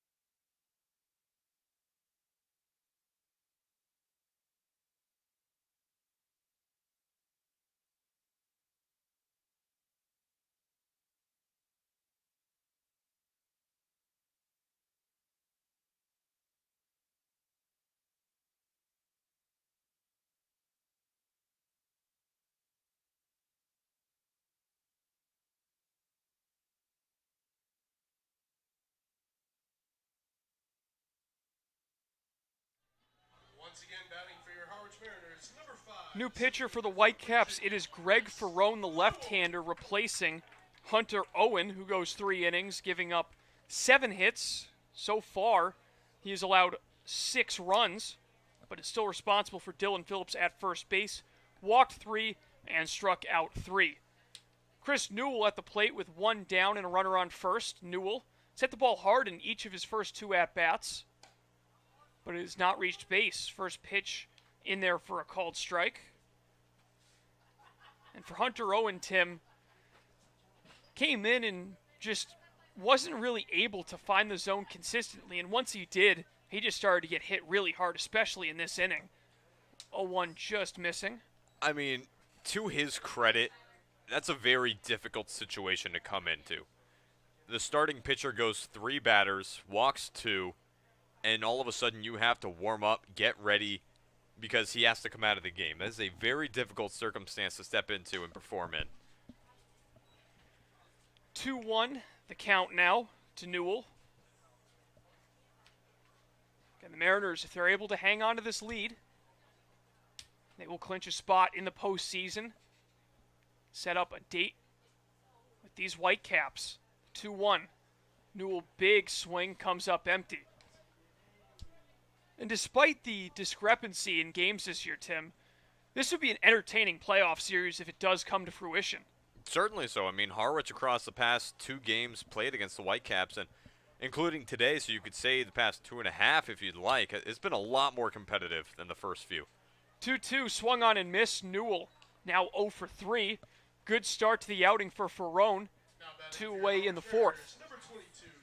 Yeah, I mean, that's exactly what you want to do if you're a new pitcher. Come out, set the tone, strike a guy out, and start to settle into your rhythm, because now you may be tasked with going a few innings here. You have to imagine if you're Brewster, you want to get at least 3 out of a guy in Ferrone. Of course, this is just his 2nd outing of the season, so who's to say how long he can really be expected to go.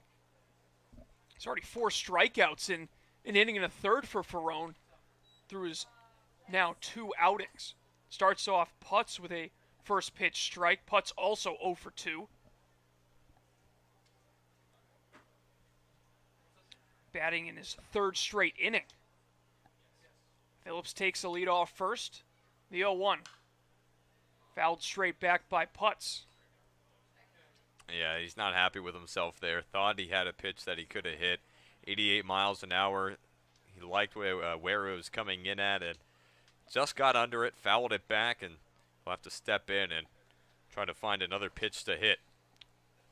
Through less than 4 innings, it's the most runs the Mariners have scored in a game against Brewster all season long. 0-2. Putz spoils it to the right. Yeah, and you can almost feel all the pent-up frustration that the Mariners have had in facing off against this Whitecaps team sort of come out here in this inning. Of course, still plenty of baseball left to be played, but this is the best that this Mariners lineup has looked against Brewster all season. And remember, just 1 home game for the Mariners prior to tonight against the Whitecaps, a 4-3 loss. Mariners nearly mounting a comeback. The 0-2 just misses. Yeah, and that's something that Harwich has shown a bit of recently, is these late game surges. Of course, a run scored in the 8th, and then I believe 2 more in the 2nd against those Whitecaps. So to be able to, or 2 more in the 9th, I should say. So to be able to come back and put in that kind of effort tells you a lot about a team's mentality when they're down late. 1-2, and Putz hits it in the air out to left, but will hang up just enough for Castillo. Makes a catch, and the inning is over. But not before the Harwich Mariners strike for 4 runs. They take a 6-2 lead as we head to the 5th inning. You're watching Mariners Baseball on the Harwich Mariners YouTube network.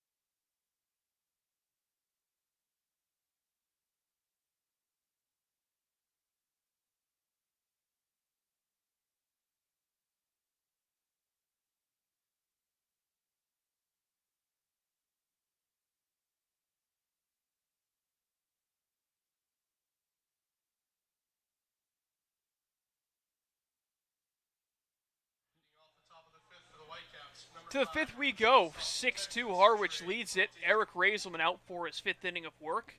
He'll be eligible for the win if he's able to get 3 outs here, but it'll be a tough start as he faces Trey Faltini, who jumped the yard on him his first time up. Faltini watches ball 1. Well, it's a new inning, and you want to try to get the leadoff guy out. It worked well for him last inning, only facing 4 batters. Breaking ball, almost able to get it back over the plate. Misses inside. Faltini, the Texas Longhorn.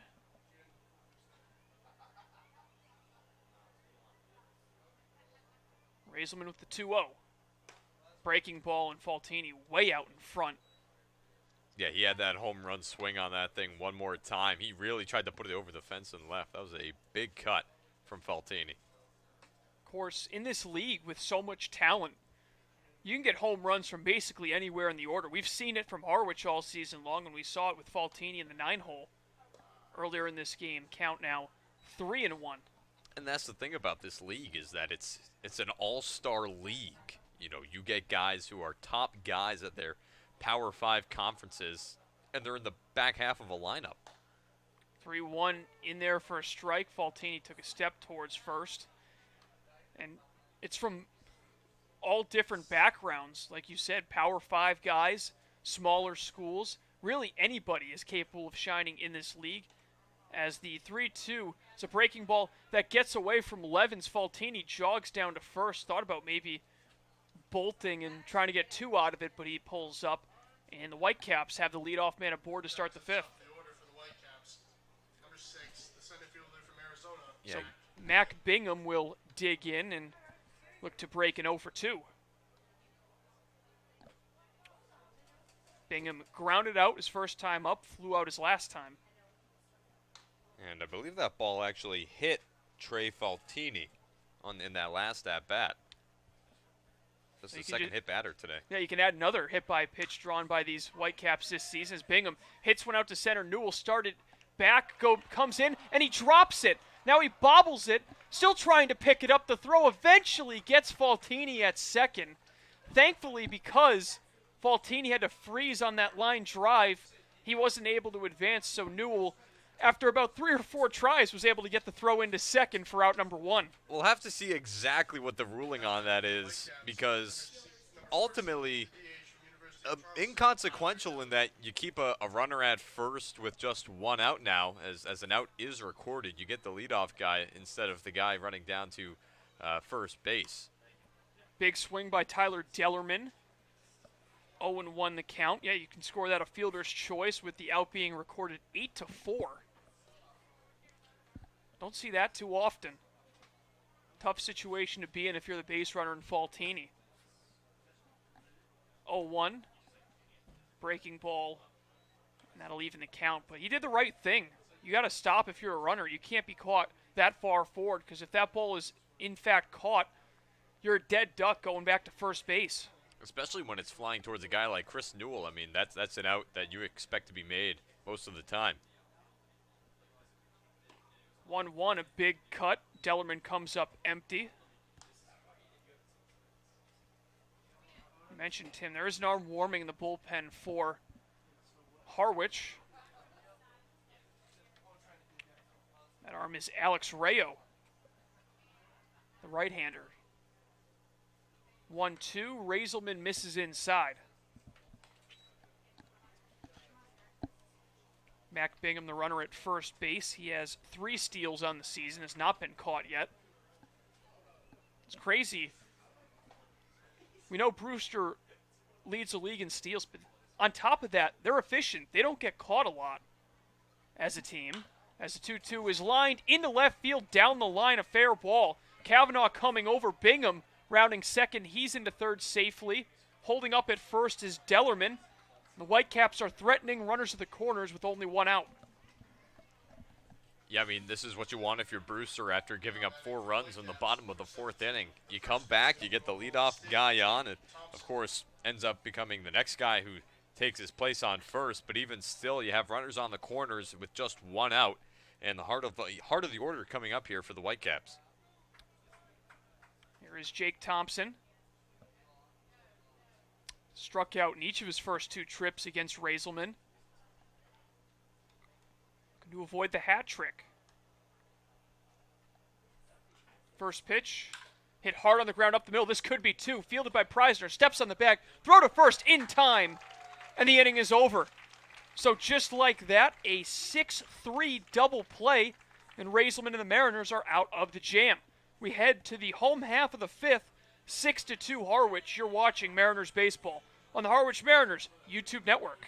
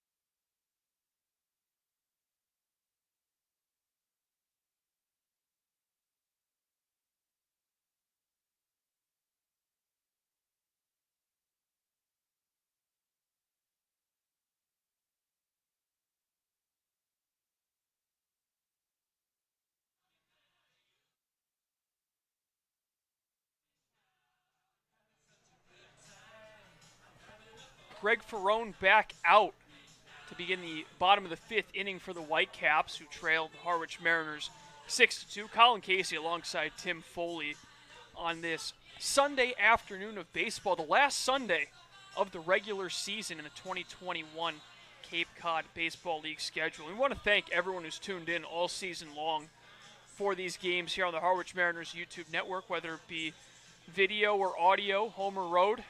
Appreciate the support as always. It's been a pleasure to be back in the booth after a hiatus in 2020. And Tim, for the Mariners this afternoon, really refreshing to see them send 8 men to the plate twice against this Whitecaps team. The offense finally starting to figure it out against Brewster, and maybe they're just getting hot at the right time. Yeah, I mean, this is exactly what you want if you're Harwich. You're facing off against a team that has been the bane of your existence all season long, and in the final regular season meeting against them, you're putting up a really solid showing so far that is, as you said, Colin, has seen a lot of batters come up to the plate, has seen a lot of runs come across the plate, and seen some guys contribute, certainly, as in ways that are needed down the stretch. So it should be an interesting way to see how Harwich is able to take this one as that pitch misses inside. Take this game, try to hold on to it here, secure the win first, and then ride that towards the postseason. Jordan Beck, the only man not to bat for the Mariners last inning, and he hits a towering fly ball out to left field. Castillo takes a couple of steps back, makes the catch in front of the left field fence, and Beck is retired to begin the inning. He didn't miss that one by much. No, just under it by just a hair. I mean, that thing, wouldn't be surprised to find out it shot up above the light posts that are here at White House Field, and those things are towering above all the action here. A very well-struck ball up into the air. Just got under it. Here is Zach Preisner, already 2 for 2. Watches strike one. He's ripped a couple of singles. Come around to score each time as well. The only Mariner in this game to score twice. The 0-1. Hard ground ball left side. This will be a tough play, and it gets through. The dive of Bullard and the backhand of Faltini. A 3 for 3 outing so far for Zach Preisner. The Mariners have one aboard with one away. I mean, Zach Preisner's just been absolutely unstoppable for a stretch here for the Mariners. It's just been a joy to watch his emergence here. He was a batter for Harwich who really wasn't having the greatest looks at the plate through the first few weeks of his presence here on the Cape, but ever since he figured it out, really over these last 2 weeks, he has been unstoppable. McDermott shows bunt, and it was almost a good one, but it took a hard left turn over the chalk, and it'll be a foul ball. And now you have a guy who's trying to make a turn of luck in and of himself in Matt McDermott, who had a hit last time up. He's had 2 successful at-bats in my mind. That first at-bat, a liner right at Hunter Owen, but, you know, helped give him, I think, that confidence to get on base that next at bat, and a nice try on the bunt there, unable to lay it down in fair territory, but a good look and a good play call to open up this at bat. Not only the 2 at-bats for McDermott, but also scoring from third on a wild pitch that most guys wouldn't even try to score on. One in the dirt there is Byrne able to keep it in front of him.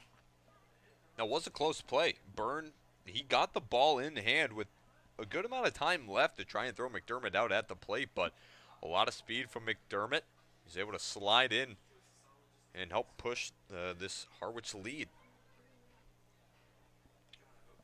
Count remains 1-1 as there's a check on the runner, Preisner.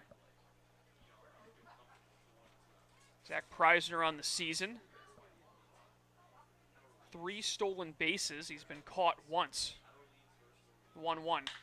McDermott hits this one in the air out to right field, sends Lanzilli back, settles under it, and makes the catch for out number 2. Preisner heads back to first, and that'll bring up the top of the order.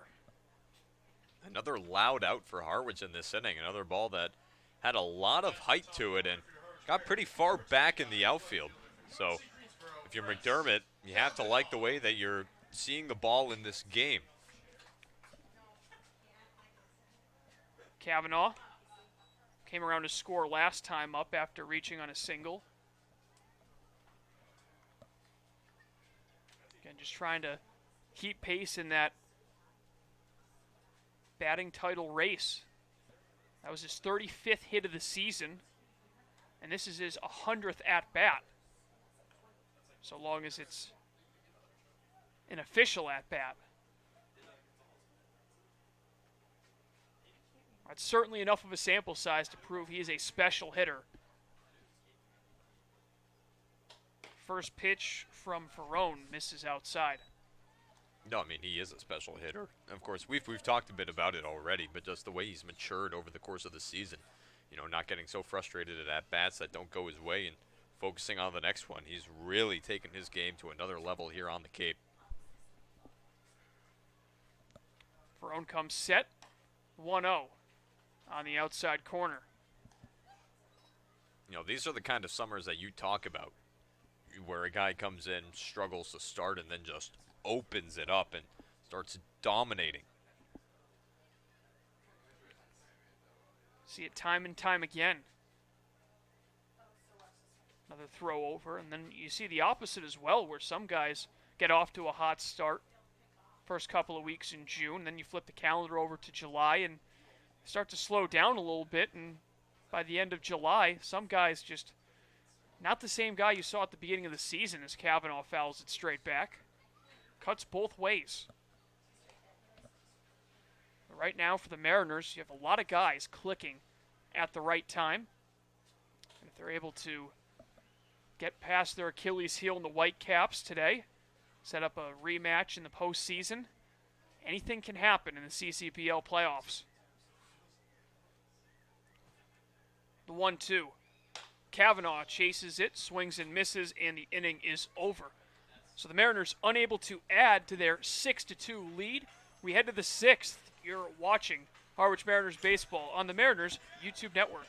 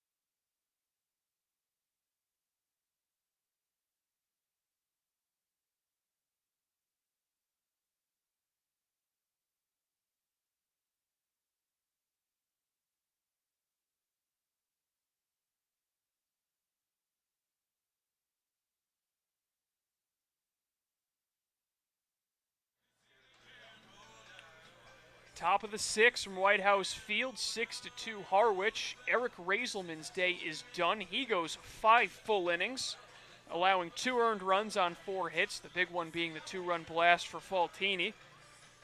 2 walks and 7 strikeouts for the soon-to-be LSU Tiger, and I'd call that another successful start for Eric Razelman, Tim. Yeah, I would certainly say so. You know, it helps that he got the run support that he did, but even beyond that, Razelman just came out. He had his slider working excellently, was able to get a few punch-outs on that. Fastball was clicking. He was able to locate that, and again, in an excellent manner. And so another solid outing for him. And now for Razelman, you have to focus on the playoffs and what that might bring should Harwich be able to stay ahead in this game and lock down the win. Alex Rayo taking the ball from Razelman, the right-hander out of Notre Dame. 1-0 on the season, 8.31 earned run average through 6 appearances. And the first pitch he throws is lined down the left field line foul by Tony Bullard. Bullard, 0 for 1. Was hit by a pitch his first time up. Struck out swinging his second time up in the third.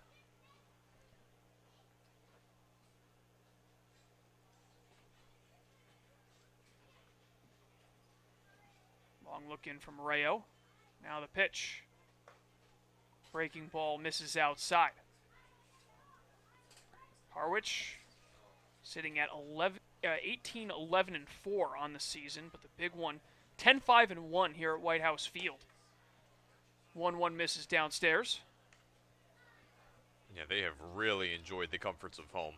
You know, and it says a lot to be able to step in and go through your routines as a team and do what makes you feel comfortable, but it's not always a given. You still got to go out and perform, and they do.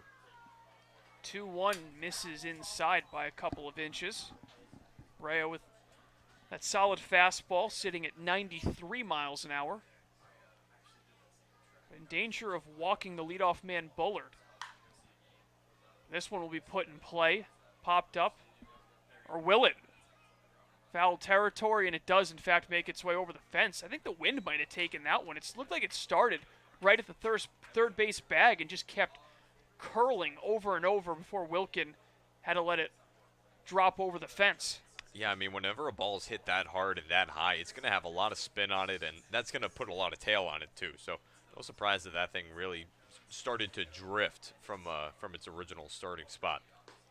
Payoff pitch misses outside, and Rayo walks the first man he faces. Bullard heads down to first base, and Brewster able to get the leadoff man on for the second consecutive inning.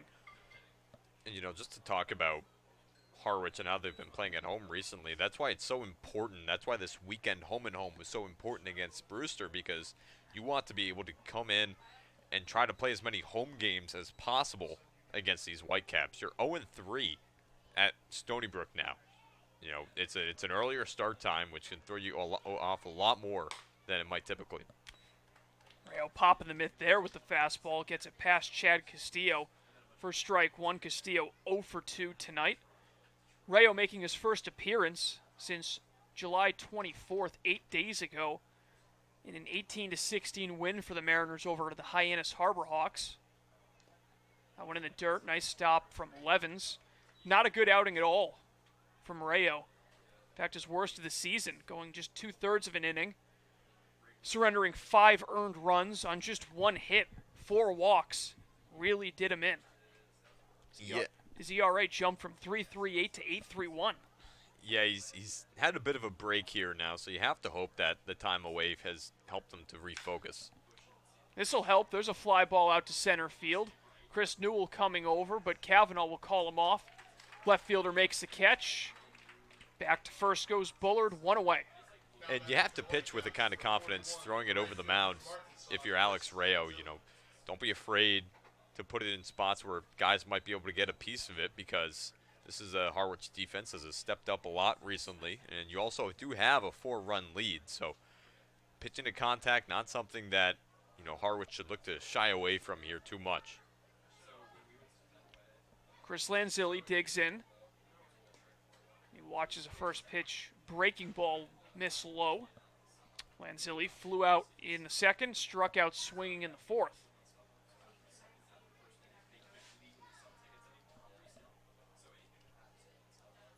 Bullard takes a lead off first. 1-0. Lanzilli shows bunt. Certainly looked like he offered at it, but they say he pulled it back. Yeah, this is a peculiar play there. He stepped out of the batter's box as the pitch crossed the plate to try and keep himself collected. Hitter's count for Lanzilli. He watches strike one there. That's a nice pitch from Rayo. Behind in the count 2-0. You want to come back, be aggressive. You can't fall behind 3-0, so blows a fastball right by him. Gets himself back in this count. Lights on here at White House Field. Mix of cloud and sun. And the 2-1 is hammered. Deep left field, Kavanaugh looking up, and that baseball is gone. 2-run shot for former Harwich Mariner Chris Lanzilli, and that'll cut the Mariners' lead in half. It's now 6-4. Well, not what you wanted if you're Alex Rayo coming into the game with a 4-run lead. Already cut down to 2 here. You want to try to just focus in and try to get these next 2 outs and establish some kind of rhythm, because Brewster, they've shown power. I mean, that's their second home run of the game, second 2-run shot of the game. And that's how they're beating Harwich a lot now. And there's not, solid contact into the gaps and driving guys around the bases or stealing or walking as they've been known to. It's this power that's really coming through for Brewster right now. First home run of the 2021 CCBL season for Chris Lanzilli. And it's given him and his team some life. Rayo evens the count 1-1 to Curtis Byrne, who is 1 for 2. That ball, once it left the bat, everyone knew that ball wasn't coming back.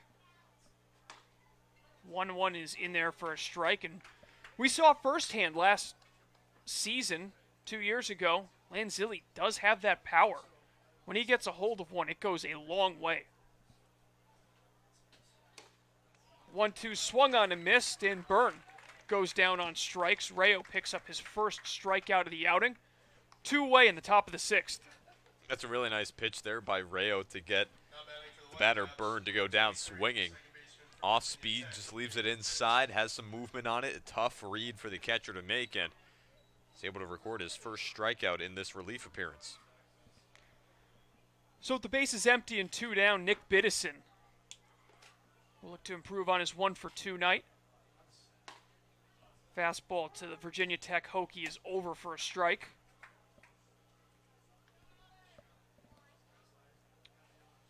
This is the 4th home run, according to my count, for Brewster against the Mariners this season. It's a lot for a team that doesn't hit a ton of home runs against one team.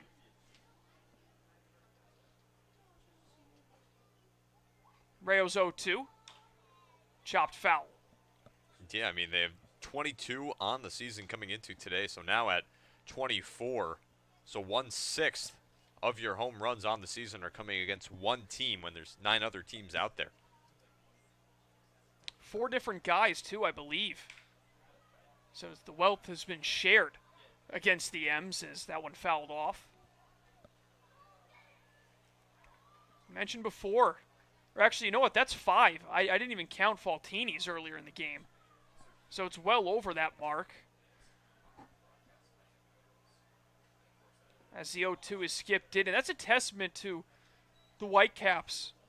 Despite not having a ton of home runs, it's not easy to jump the yard against this Mariners pitching staff. They do not give up a ton of home runs compared to the rest of the league. No, they keep the ball in the yard actually pretty well. 23 home runs given up on the year coming into today. That's the second fewest. 1-2 spoiled again. They know how to keep the ball in the ballpark. And White House Field, not exactly the most hitter-friendly park, but either way, not a lot of deep fly balls. There's a high pop-up on the infield. Dylan Phillips coming over in foul territory, makes a catch. The side is retired, but not before Chris Lanzilli belts a 2-run bomb against his former team. It's a 6-4 ball game now. Harwich still out in front. Head to the home half of the 6th. You're watching Mariners baseball on the Harwich Mariners YouTube network.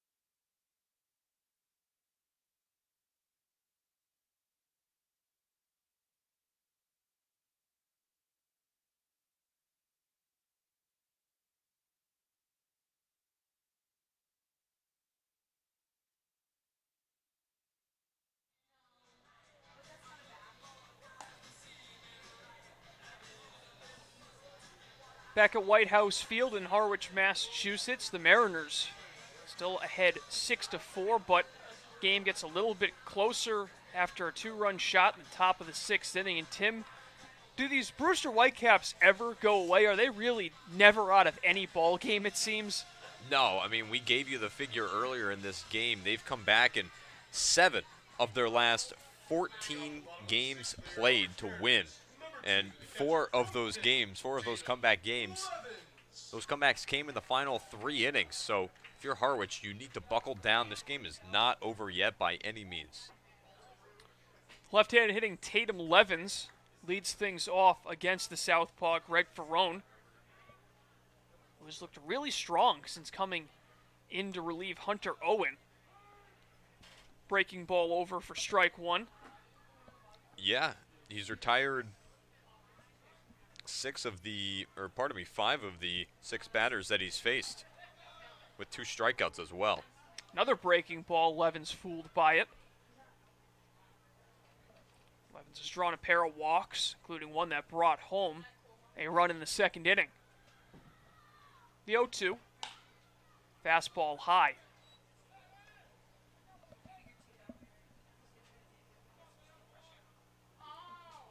Looking around the rest of the CCBL as Levens fouls that ball off.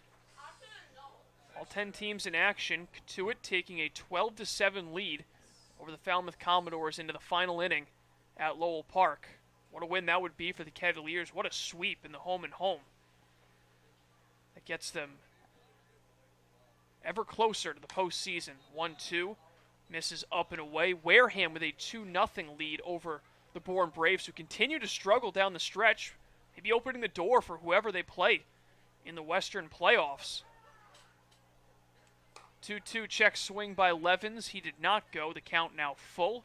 The YD Red Sox up 8-2 on the Hyannis Harbor Hawks, so they're doing their job to keep their postseason alive. Now they're going to have to hope and pray that the Whitecaps come from behind and steal one from the Mariners.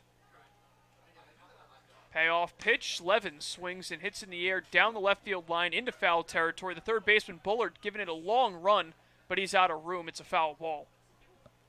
Yeah, ran into the Mariners bullpen there. Those guys having a ducking cover, but yeah, if you're Harwich, you know that, well, I'm sure the guys in the dugout aren't paying too close attention to the out-of-town scoreboard, but, you know, you have to take this into your own hands because it does not look like YD's going to give you that playoff spot tonight with the way they're leading the Harbor Hawks. Other game in action, Chatham 1-0 lead over the Orleans Firebirds as the 3-2 pitch misses up and in. Levens heads down to first. The third time he has walked in this game. Continues to move up towards that league lead in walks. He is approaching this guy coming to the plate in Brock Wilkin. Yeah, he's now got 21 on the season, and Wilkin, granted, he's walked twice in his own right That's today. right. So That's a good point. trying to pull away from his teammate in Levens in that regard. Wilkin reaching in all 3 of his trips, has 2 RBIs. First pitch to Brock is over for a strike. Another area which Wilkin leads the team in. Runs batted in. And he has really from start to finish on the season. 0-1. Fouled off straight back. And Wilkin is a guy as well for all of his offensive accolades, as you have with these power hitters. One of the league leaders in strikeouts. He has 35. He is up there on that leaderboard. Sole possession of 7th. There's a ground ball to third. Bobbled by Bullard, and that ball will get away from him. Everyone will be safe. Levins is up to second. And that is an E5. Error charged at Bullard. The 40th error on the season for this Whitecaps defense. And first two runners reaching base for Harwich in the inning. Yeah, tough break for Brewster, but Harwich starting to get some breaks here. Leadoff walk, second guy gets on with an error on a play that likely could have been a double play with how quickly Bullard was able to get to that ball. So chance for Harwich to build on and try to add some more insurance runs. First pitch to Dylan Phillips, misses up and away. Phillips knocked in 2 his last time up. A 2-run single out to right field.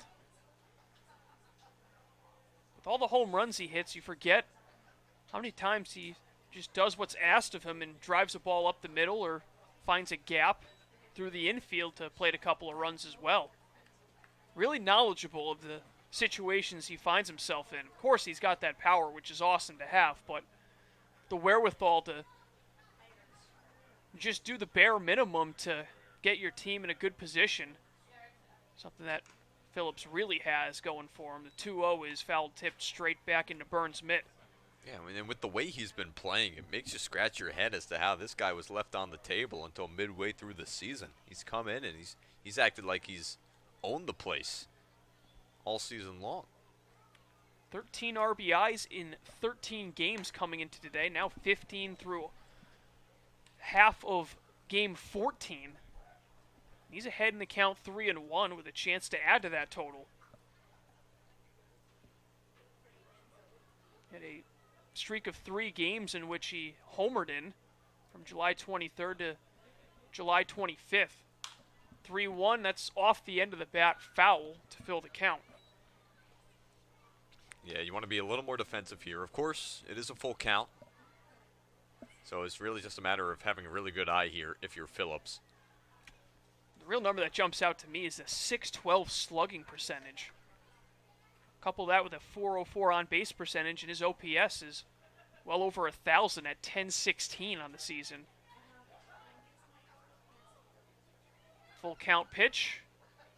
Fastball just outside, ball 4. And once again, the Mariners have the bases loaded with nobody out. Another golden opportunity here for Harwich. You know, you've left the bases loaded once in this game already. And now it's just a 2-run game here. And with nobody out, this has to be a situation for Harwich where you like your odds with Chris Newell coming up to the dish and Carter Putt's not far behind him. No question about it. Newell with 5 home runs on the season. Can really break this one open with one swing of the bat.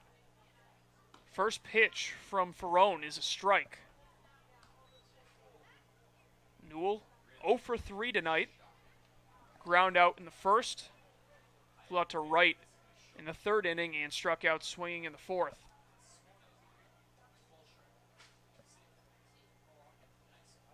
Ferrone's 0-1. Big swing by Newell, but he comes up empty. Frustrated with himself after that swing. Thought he had a good look at that fastball, but wasn't able to line it up as much as he'd like. So have to be more defensive here now behind in the count 0-2. Newell, the Pennsylvania native, University of Virginia. 0-2 fouled straight back. That didn't sound good. Hit something behind us. Yeah, somebody would have to check on the infrastructure here at White House Field. There's, of course, the field house right behind the press box. Good thing is parking lot is a ways away. Not really in any danger compared to other ballparks in the Cape Cod Baseball League. 0-2. Fouled back again.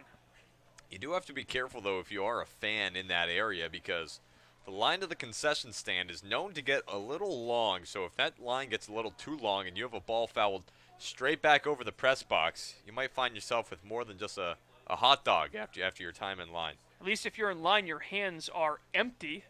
Fair enough.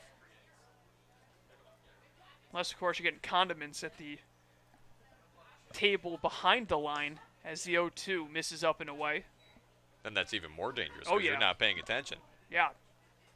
Ketchup everywhere. Ugh. I've seen it before. I don't want to see it again. Putting some relish on your hot dog, and all of a sudden, Everywhere. you got nice baseball, Rawlings baseball added to it. Oh, the 1-2 is sent in the air, straight back. Byrne giving it a look. It's heading in our direction, and it will just make its way out of play. And I'm telling you, Colin, one of these days, we're going to have a good chance at a foul ball that's going to slip right over the netting and come right down in front of us. I'm telling you, Tyler Henry is shaking his head 3 seats down for me, but he's nothing but a hater. Well, the problem is, unless you have Boban Marjanovic's arms, I don't think there's any way you can make a play on the ball. Let me dream, Colin. maybe I'll bring a net or something. 1-2, fouled off again. What an at-bat here from Newell. Reminds me of that at-bat that Phillips had earlier in the game where he fouled off a bunch of pitches. Yeah, that was a 10, 11 pitch at-bat for Phillips, and this one here for Newell. This is his 8th pitch faced here in just a moment. Levens at third, Wilkin at second, Phillips at first. The 1-2. Breaking ball, a check swing into left field. That will drop in for a hit. Levens will score. It's misplayed out in left, but Wilkin will stay at third.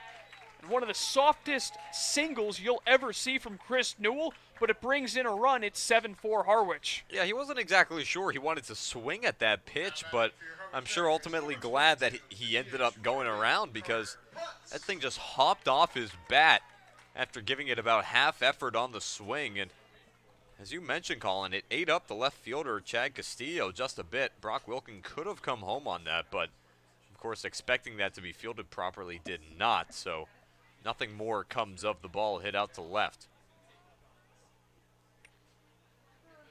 So Carter Putz, who like Newell, comes into his 4th at-bat 0 for 3 with a strikeout. First pitch swinging, and it's fouled off. And this is almost a story with Carter Putz. He is an RBI machine. I mean, a lot of his work gets done when there are guys who are on base and guys who are in scoring position. He's batting a cool .393 with runners in scoring position this season, 12 RBI to go along with his 11 for 28 at-bat record. 0-1, fastball called strike 2. He also has an RBI in each of his last 2 games. That after he went 5 straight games without driving in any runs. Also back-to-back multi-hit games, including a 2 for 5 against the Whitecaps yesterday in the loss. 0-2. Putz is able to foul it back. Mariners making it tough on these Whitecaps pitchers when it comes to generating strikeouts. Hunter Owen had 3 so far for Ferrone. By my count, he's only got 1. 2, actually. 0-2 pitch misses to Putz. And it's been impressive to see Harwich keep the strikeout numbers down this game because that was something that they really prided themselves on to start the season. They were striking out the least and they were walking the most than any other team, but the strikeout numbers have climbed up a bit for Harwich as the weeks have gone along. They're now 3rd in the league with 326 strikeouts, but doing an excellent job here today at keeping that down. Ground ball left side, knocked down by Bullard. The throw to second for 1. That's all they'll get. It's a fielder's choice that brings in Brock Wilkin. Add another run to the Mariners total. They lead at 8-4. And once again, another RBI for the man they call Carter Putz. He is just so effective when you put him in the batter's box and you have runners on base in scoring position. So no surprise he's able to have a fielder's choice, of course, but of course any ball put into play was really going to bring a run home because Brewster not really interested in trying to field a play at the plate. They were more looking for two, but they couldn't get it there. They're really lucky to get one out thanks to a great diving play by Tony Bullard at third to retire Chris Newell at second. First pitch to Jordan Beck is sliced out of play. Phillips now standing at third. Putz, as you mentioned, gets the RBI, his 15th on the season on the fielder's choice. Mariners now with 8 runs in this one, and correct me if I'm wrong, Tim, I believe that's more runs in this game than they've scored in the first 4 meetings combined. Yep, scored 7 runs in the first 4 games that these two teams have played, and they come out here today at home and they put up 8 so far with still 3 innings to play and only 1 out and runners on the corners here. So Harwich has to be feeling good with the way that they're finally finding success against the one team that has perplexed them all season. The 0-2. Beck sends this one high in the air out to shallow center. Biddison, the second baseman, calls off everybody, makes a catch, a bluff from Phillips. But he had no real intentions of breaking for the plate, and that is out number 2. Yeah, not a whole lot of time for anybody to try to run home on a ball hit that shallow. And that's the second at-bat for Jordan Beck in a row where he's got a loud out as that ball was hit, again, well in the air. Jordan Beck, when he hits pop-ups, I mean, these are major league pop-ups that we're seeing here. So here is Zach Preisner, 3 for 3 on the night with 3 singles. Looking for his first 4-hit performance of the season. First pitch, a called strike. Had his first 3-hit game a couple of days ago in the 10-3 Harwich loss against YD. Also launched his second home run of the season a couple of days ago against Falmouth. Line drive, base hit into left field. There's hit number 4 of the game for Zach Preisner. Phillips comes in to score from third. 9-4 lead for the Harwich Mariners. I mean, Zach Preisner is trying to make a late season run at this batting title. 4 for 4. Are you kidding me? Batting for your Harwich Mariners, number 13, the second baseman from Coastal That'll Carolina. certainly raise the batting average, which was .264 coming into today. He is now 27 for 91 on the season. Get out your calculators. Matt McDermott digging in. He is 1 for 3 on the night with a run scored. And he lines this one to left. That's a fair ball down the line. 1 run will score. Preisner will be waved in. The throw won't come across. It's a 2-run double for Matt McDermott. Mariners piling it on here in the 6th inning. They lead 11-4. I mean, you talk about how good it feels to see a guy in Zach Preisner break out. Matt McDermott has come into today really looking to find his stride, make a name for himself in this lineup, and really every single at-bat today has just been so effective for him. I mean, well-hit ball in the second, single and comes around in the 4th, and then a huge double there to help clear the bases and put his team in an even better spot to win a huge game. He has been one of the most impactful players in this game, beyond, of course, Preisner, who's 4 for 4. And it's been really impressive, Tim, to see these second basemen produce for the Mariners. We saw Max Codier really pick it up at the plate over the last couple of weeks, and now you see McDermott with a pair of hits. He only had 1 hit coming into today, and he has already added 2 more, including a pair of RBIs. Production all throughout this Mariners lineup, and now at this point, 8 of the 9 in the lineup for Harwich have come across to score. The only one who hasn't is Chris Newell, and he drove in a run. Yeah, everybody's getting involved. It has been a party for these Harwich Mariners today. First pitch to Press Kavanaugh, over for a strike from Ferrone, who has really struggled in the 6th inning. 5 runs already across to score. Potentially another one standing on second in the form of McDermott. The lefty deals. Kavanaugh watches strike 2. 9th batter of the inning for Harwich. First time that they will bat around, but the 3rd time they've sent at least 8 men to the inning in the game.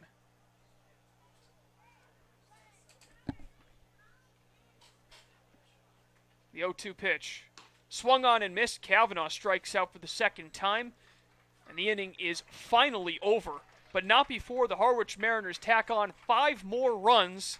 They lead it 11-4 as they are 3 innings away from punching their ticket to the postseason. We head to the 7th. 11-4 Harwich. You're watching Mariners baseball on the Harwich Mariners YouTube network.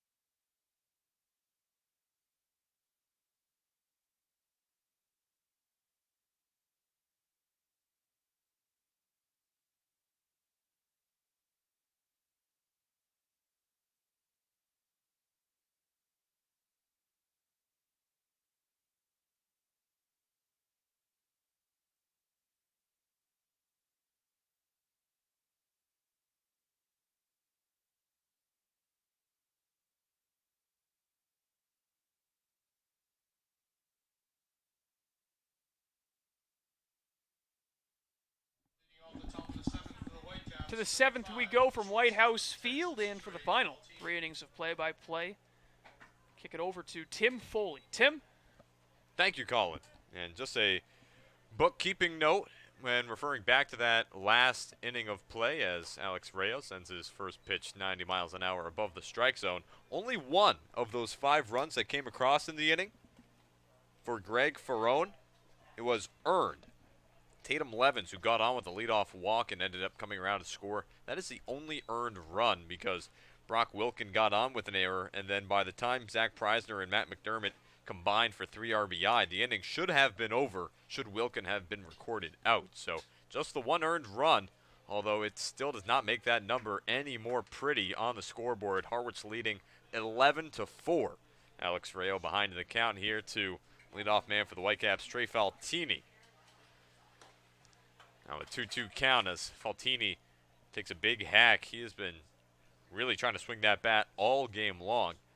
Could not get a piece of it this time. And the crazy thing about that inning too, Tim, is you could argue that even Levins was supposed to be out on that ground ball because there was a possibility that it would have been a 5-4-3 double play had Bullard fielded it cleanly.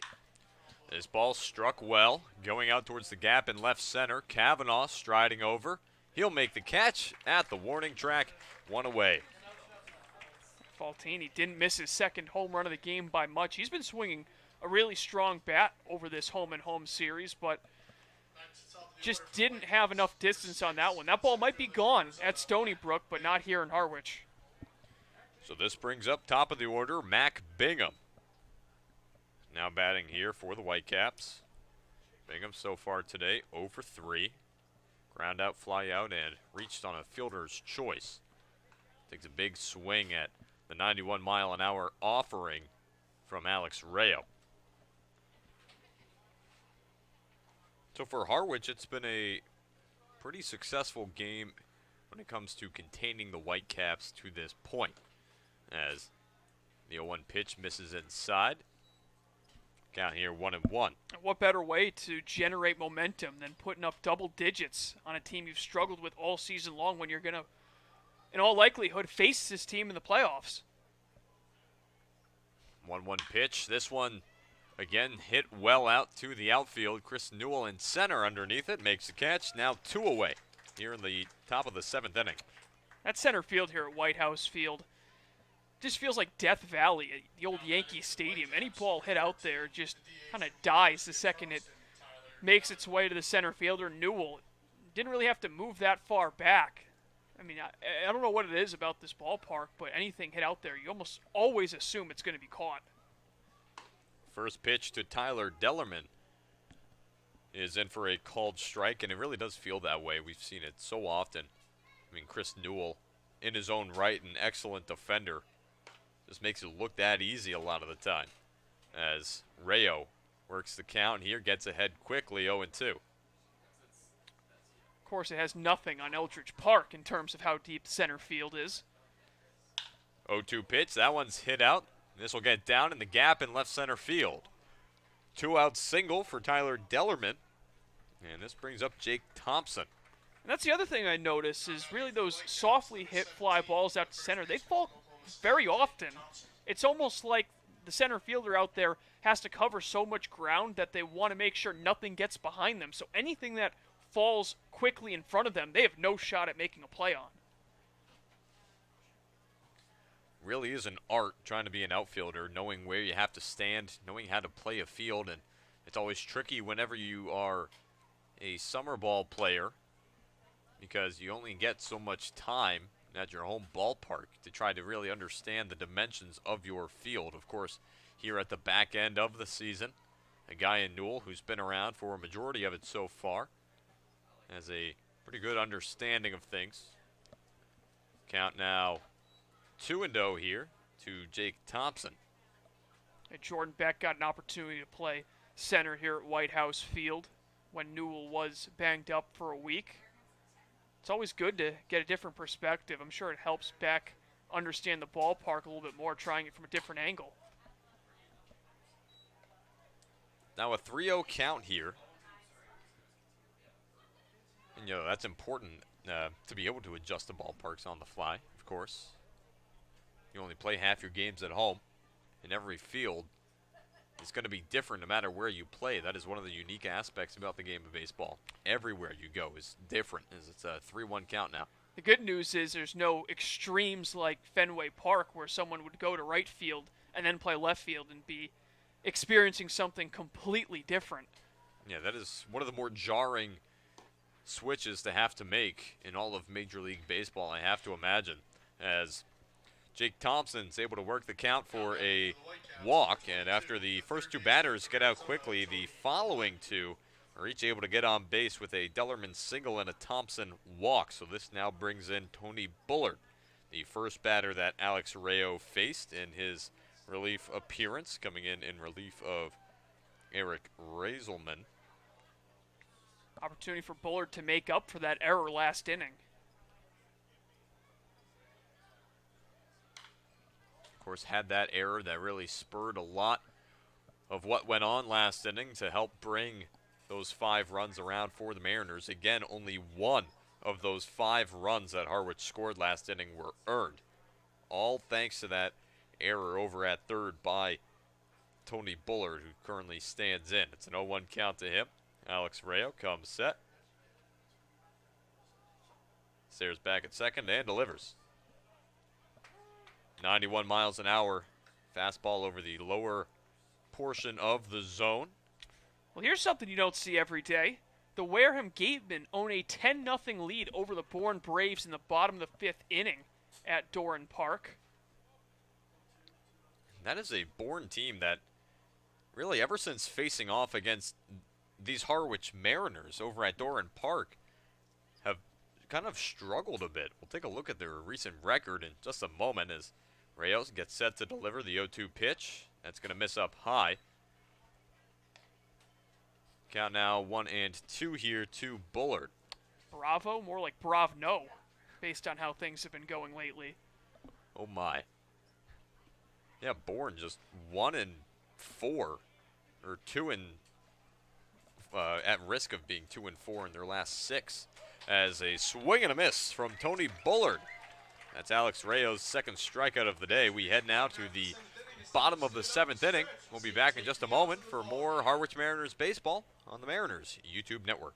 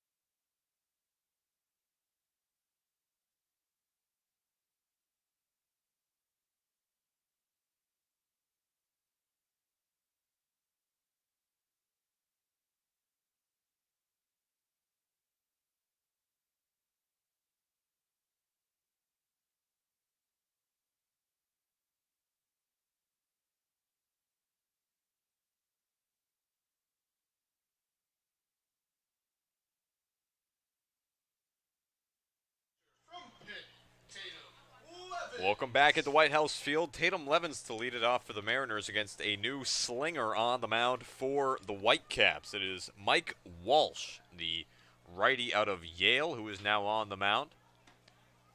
His first pitch misses down low for a ball. The day is done for Greg Ferrone. Went 2 2/3, gave up 4 hits, 5 runs. 1 of them earned, walked 2, and struck out 3. Walsh, as mentioned, out of Yale.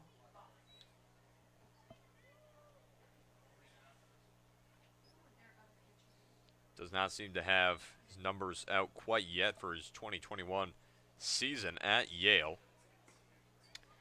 Tim, I'm looking at, there's been a catching change for the Whitecaps. I believe that might be Nick Biddison behind the plate. I could be wrong. It looks like 23, and there's a new man at second base. We'll have to try to figure that out, as it was not reported up here. Of course, that is different catching gear. That is no longer the purple of the Horned Frogs of TCU, thanks to Curtis Byrd. It's a 3-1 count here to Tatum Levens. Pitch will miss outside, and Tatum Levens, for the 4th time today, gets on base with a walk, similar to last inning where he got on with a leadoff walk. Just showing excellent patience throughout this game. There's another guy who's shown some good patience, drawing a couple of walks in Wilkin, but that's what this Mariners lineup does. That's what both these teams do, and I wouldn't be surprised if these teams do meet in the postseason, which seems like a foregone conclusion at this point. We see more of the same. A lot of walks being drawn by the Whitecaps and the Mariners.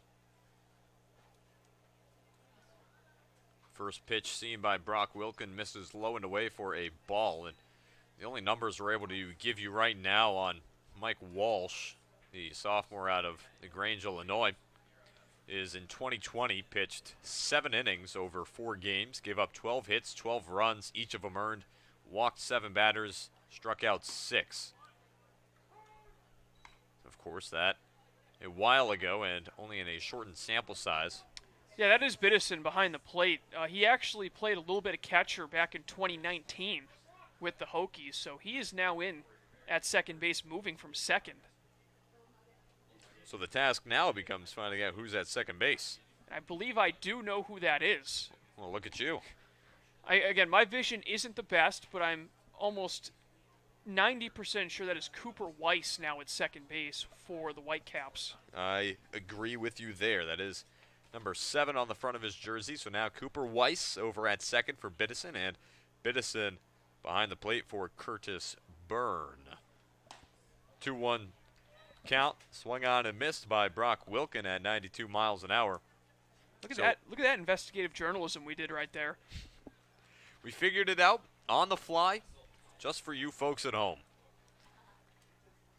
Want to make sure you're getting all the up-to-date information so that if you're scoring this game, you have it down accurately in your scorebook. It's a 2-2 count here. This ball's going to be sliced out to right field. Chris Lanzilli makes the catch. That'll keep Levens over at first, 1 away. First time that Wilkin's been retired tonight. Of course, he had reached base on errors last time up, so that now puts him at 1 for 3 with 2 walks. Still a great night for the Wake Forest freshman. This will bring up Dylan Phillips. Phillips, 1 for 3 on the day. And a 2 RBI single in the 4th, and walked in the 6th inning. Ended up coming all the way around to score unearned. First pitch he sees that misses for a ball, 1-0.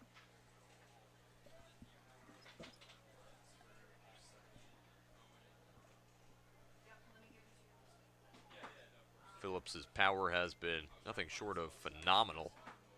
Again, the home run yesterday. Then had a stretch where he hit 3 home runs across 3 games. Power certainly comes in groves for Phillips, and he's going to play a big role for this Mariners team down the stretch. A 1-1 pitch. That'll miss outside at 91 miles an hour. So Walshy does have some velocity on him. Didn't take Phillips long to step into that cleanup spot.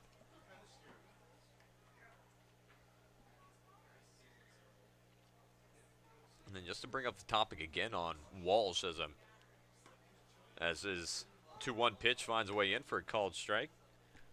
You know, of course, the 2021 Ivy League season was called, and not every team in the Ivy League was able to find opponents to play. You know, we mentioned a team like Penn, where Owen Cody hails from, and you had a guy in Josh Hood who had played there in the 2020 shortened season, and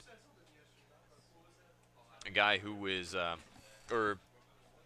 was a team in Penn who was able to play a team in LaSalle 9 times out of their 14 games played. So not everyone was able to find opponents easily in the season here in 2021 in the Ivy League. As this will put Dylan Phillips on base. He's able to work the count for a walk. It's 2 walks and 3 batters for Mike Walsh. And that is now 7 walks drawn by the 2, 3, and 4 hitters alone from the Mariners in this game. Excellent discipline. And for the Whitecaps, yeah, pitching all game long, struggling to find the plate. I miscounted. That's actually 8 walks. I forgot that Levens had drawn that 4th walk earlier in the inning.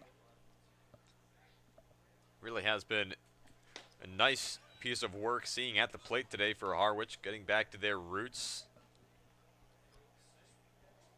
As Chris Newell is behind in the count here, 0-1, and once again, Harwich, I think at this point, maybe leading the Cape Cod Baseball League in walks, surpassing these very Brewster Whitecaps, who were ahead of them just by 3 coming into today. There have not been nearly as many walks on the half of Harwich pitching, just 2 today from Razelman and Rayo combined, which puts Brewster up to 157, and you calculate the amount that Brewster has had here today, it's a total of 9. So that puts Harwich up to 161.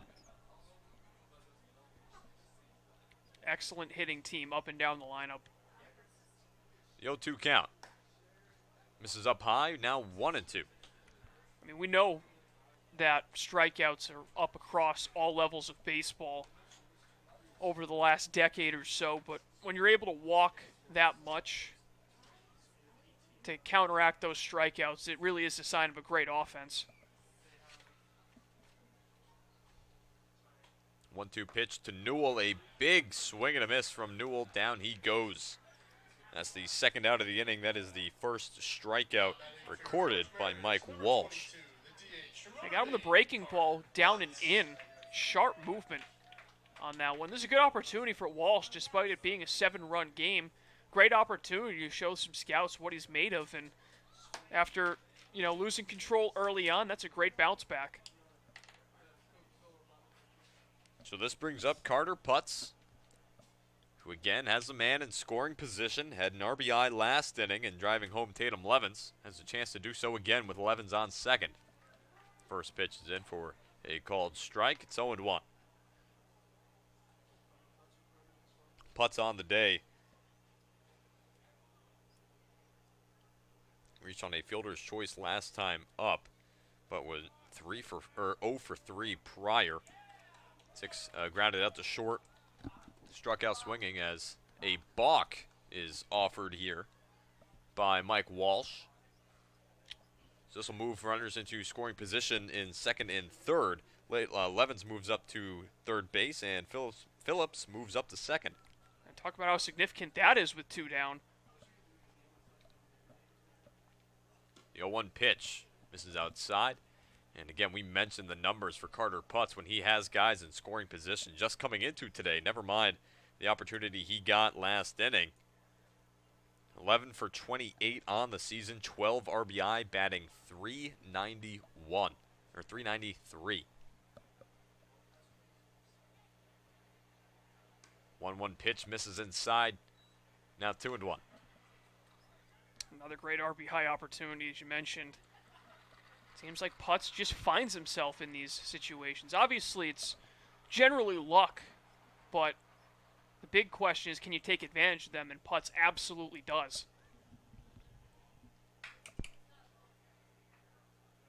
A big hack at a 90-mile-an-hour fastball that just misses above the zone. Count now 2-2 here to putts.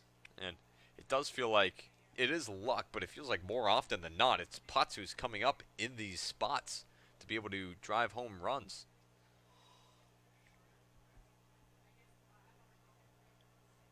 2-2 pitch from Walsh. Swing and a miss. That gets him out of the inning. Harwich, despite getting runners on second and third, unable to drive any more across. We head now to the top of the 8th inning. Whitecaps down to their final 6 outs. We'll be back in just a minute. You're watching the Harwich Mariners YouTube network.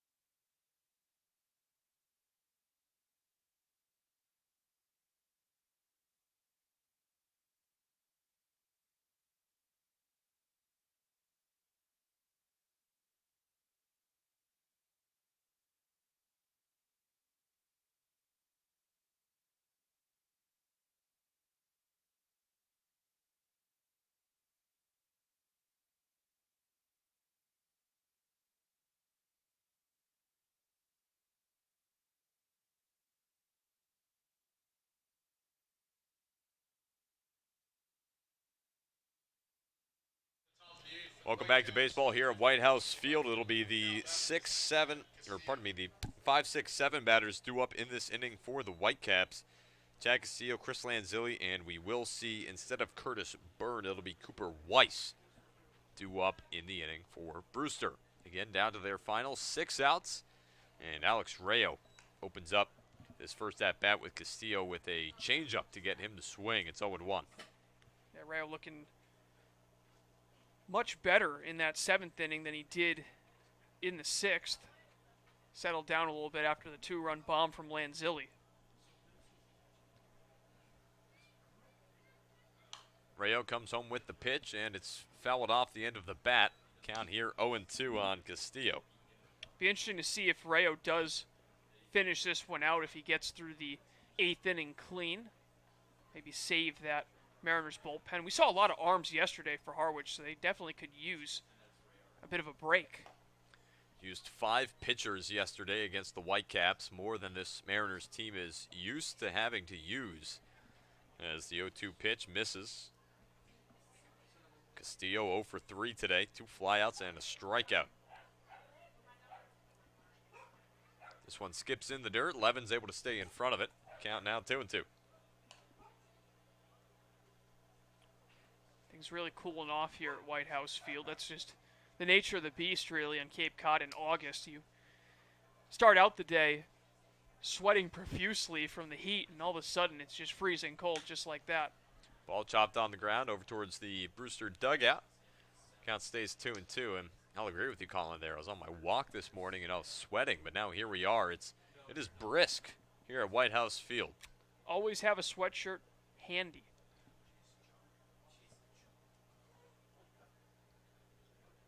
Fortunate enough, we're up in the press box. 2-2 pitch is pulled through the right side. That'll get down for a base hit. Leadoff man is on here for Brewster. Yeah, Chad Castillo able to break the 0 for 3 with a single to right field. And at the very least, if you're Brewster, you know, this game's not going to be the end of the world for you. You still had a successful regular season against the Mariners, but going to have a short memory, because should the score hold, Mariners are just a game and a half back at you, and that's enough time for Harwich to roar back and potentially take home field from you. Yeah, when we look at what these teams have ahead, as the first pitch to Chris Lanzilli misses down low. Harwich tomorrow. They will be at Eldridge Park for a 7 o'clock start time against the Orleans Firebirds. Brewster, on the other hand, as the 1-0 pitch misses outside. Now 2-0. Brewster will be hosting the Hyannis Harbor Hawks. 4 o'clock start time at Stony Brook. Well, there's the medicine to get a nice bounce back.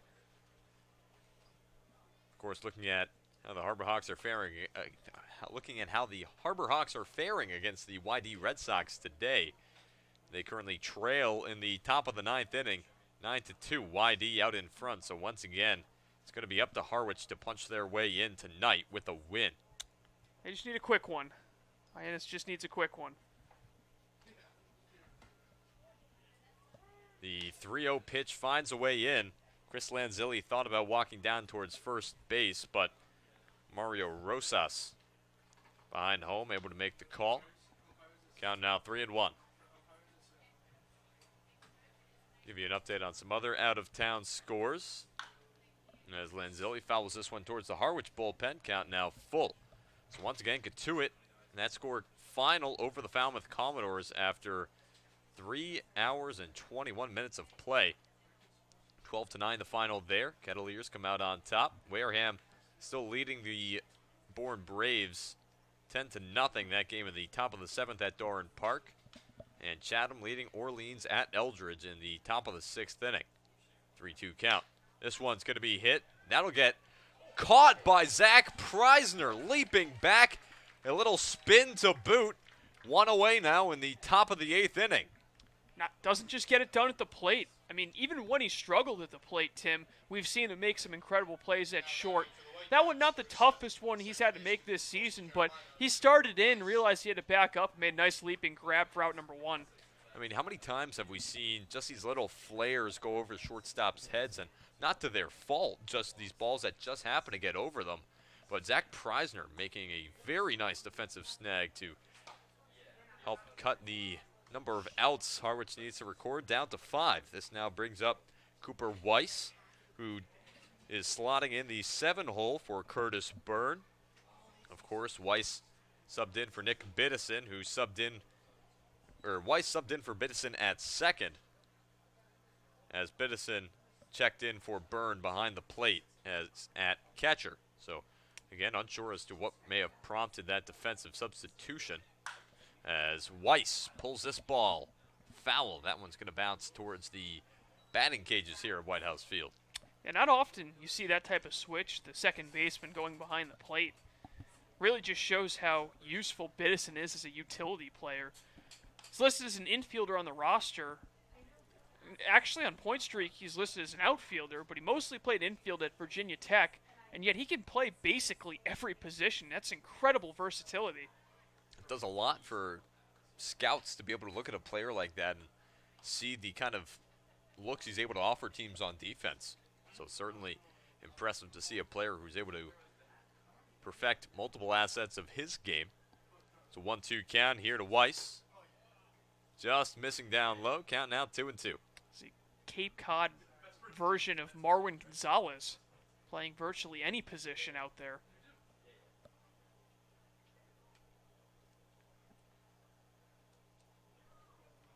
Chad Castillo stands on first after his leadoff single. Rayo steps off the mound for a moment to try and collect himself.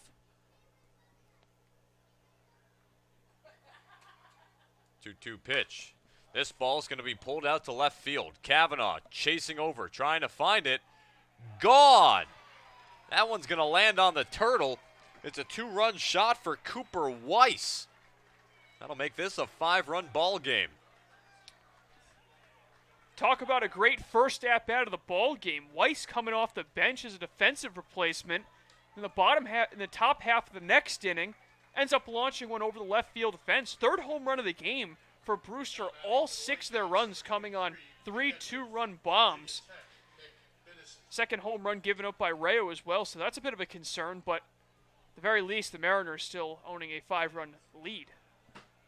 Yeah, you have to confide in the fact that you are ahead by 5 still. You've built up a sizable lead, but you really don't want to get overly comfortable with that because, as we've mentioned, Brewster has power that is just popping up out of nowhere. I mean, coming into today, not the greatest power numbers, so 64 extra base hits on the season, one of the lower totals in the league.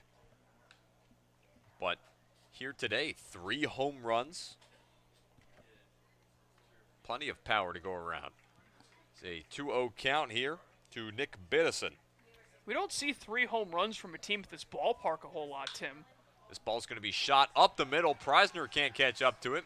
It's a 1-out single from Nick Biddison. And to your point, Colin, no, we really don't see all that many home runs. You know, not the most home run friendly ballpark. Of course, 330 to left, 330 to right. Not the worst of mentions, but we really just haven't seen it fly out of the ballpark at this clip in quite some time. I don't think the M's have hit 3 home runs in a single game this season. I could be wrong.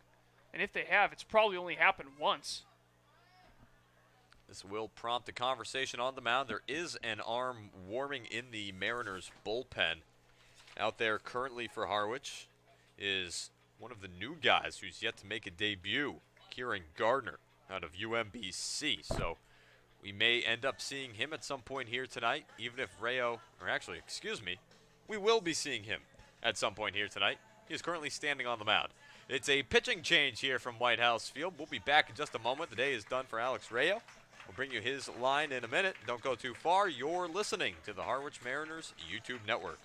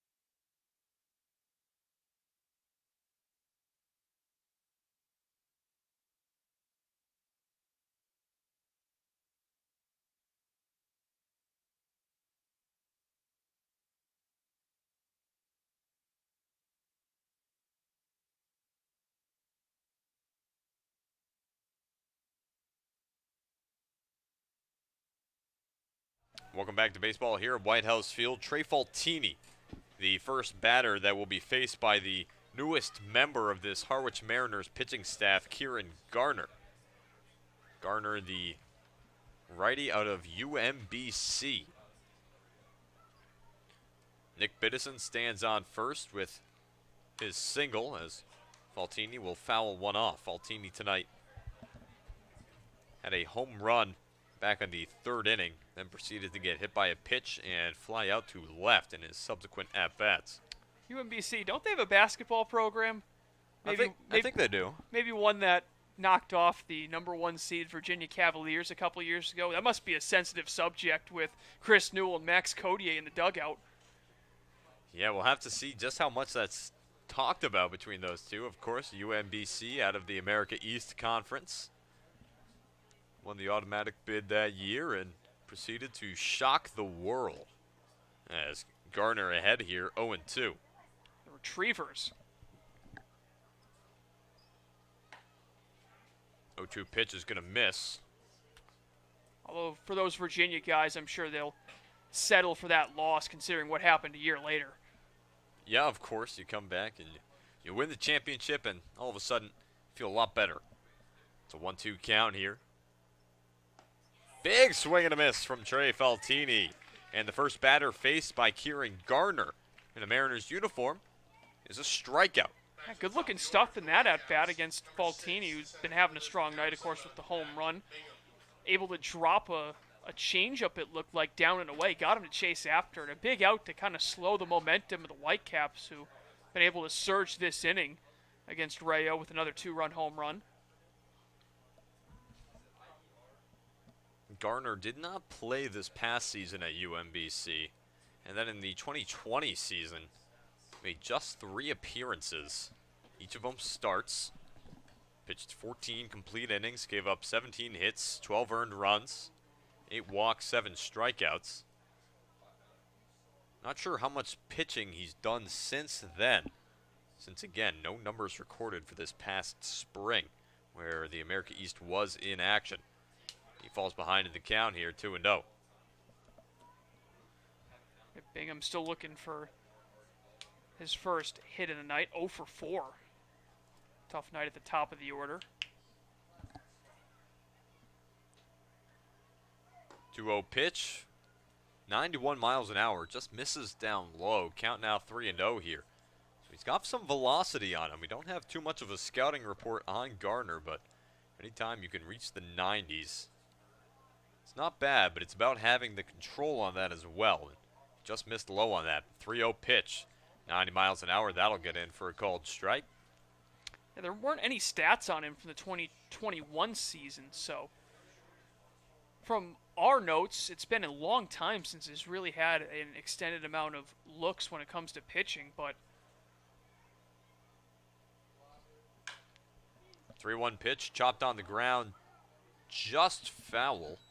Hop just to the left of that third base bag. Count now full here for Mac Bingham. Kieran Garner did transfer to UMBC out of CCBC Catonsville, the Cardinals. And back in 2019, pitched 65 innings, had 87 strikeouts across 15 appearances. it's a really good clip considering the innings total.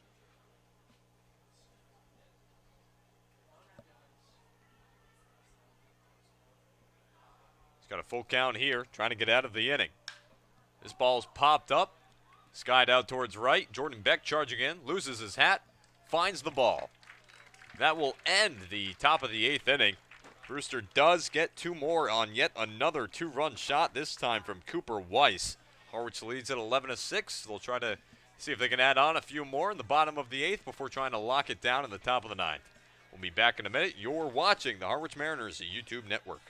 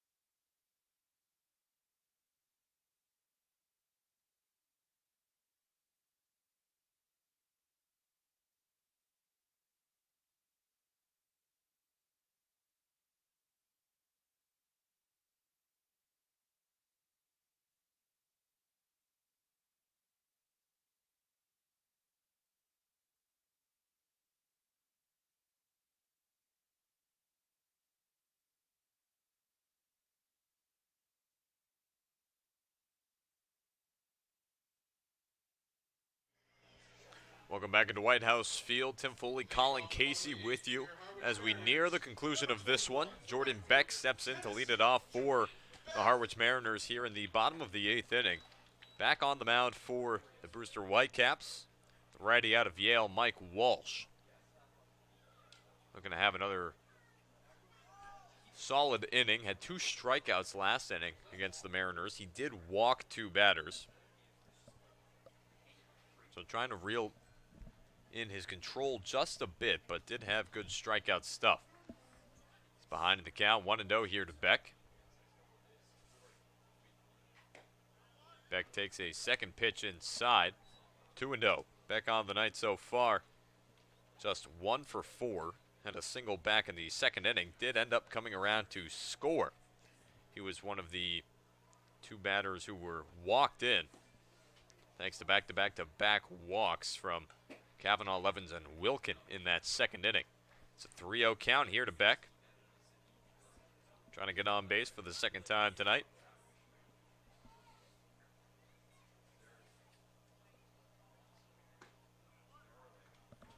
Walsh able to fire a strike into the strike zone. It's now 3-1.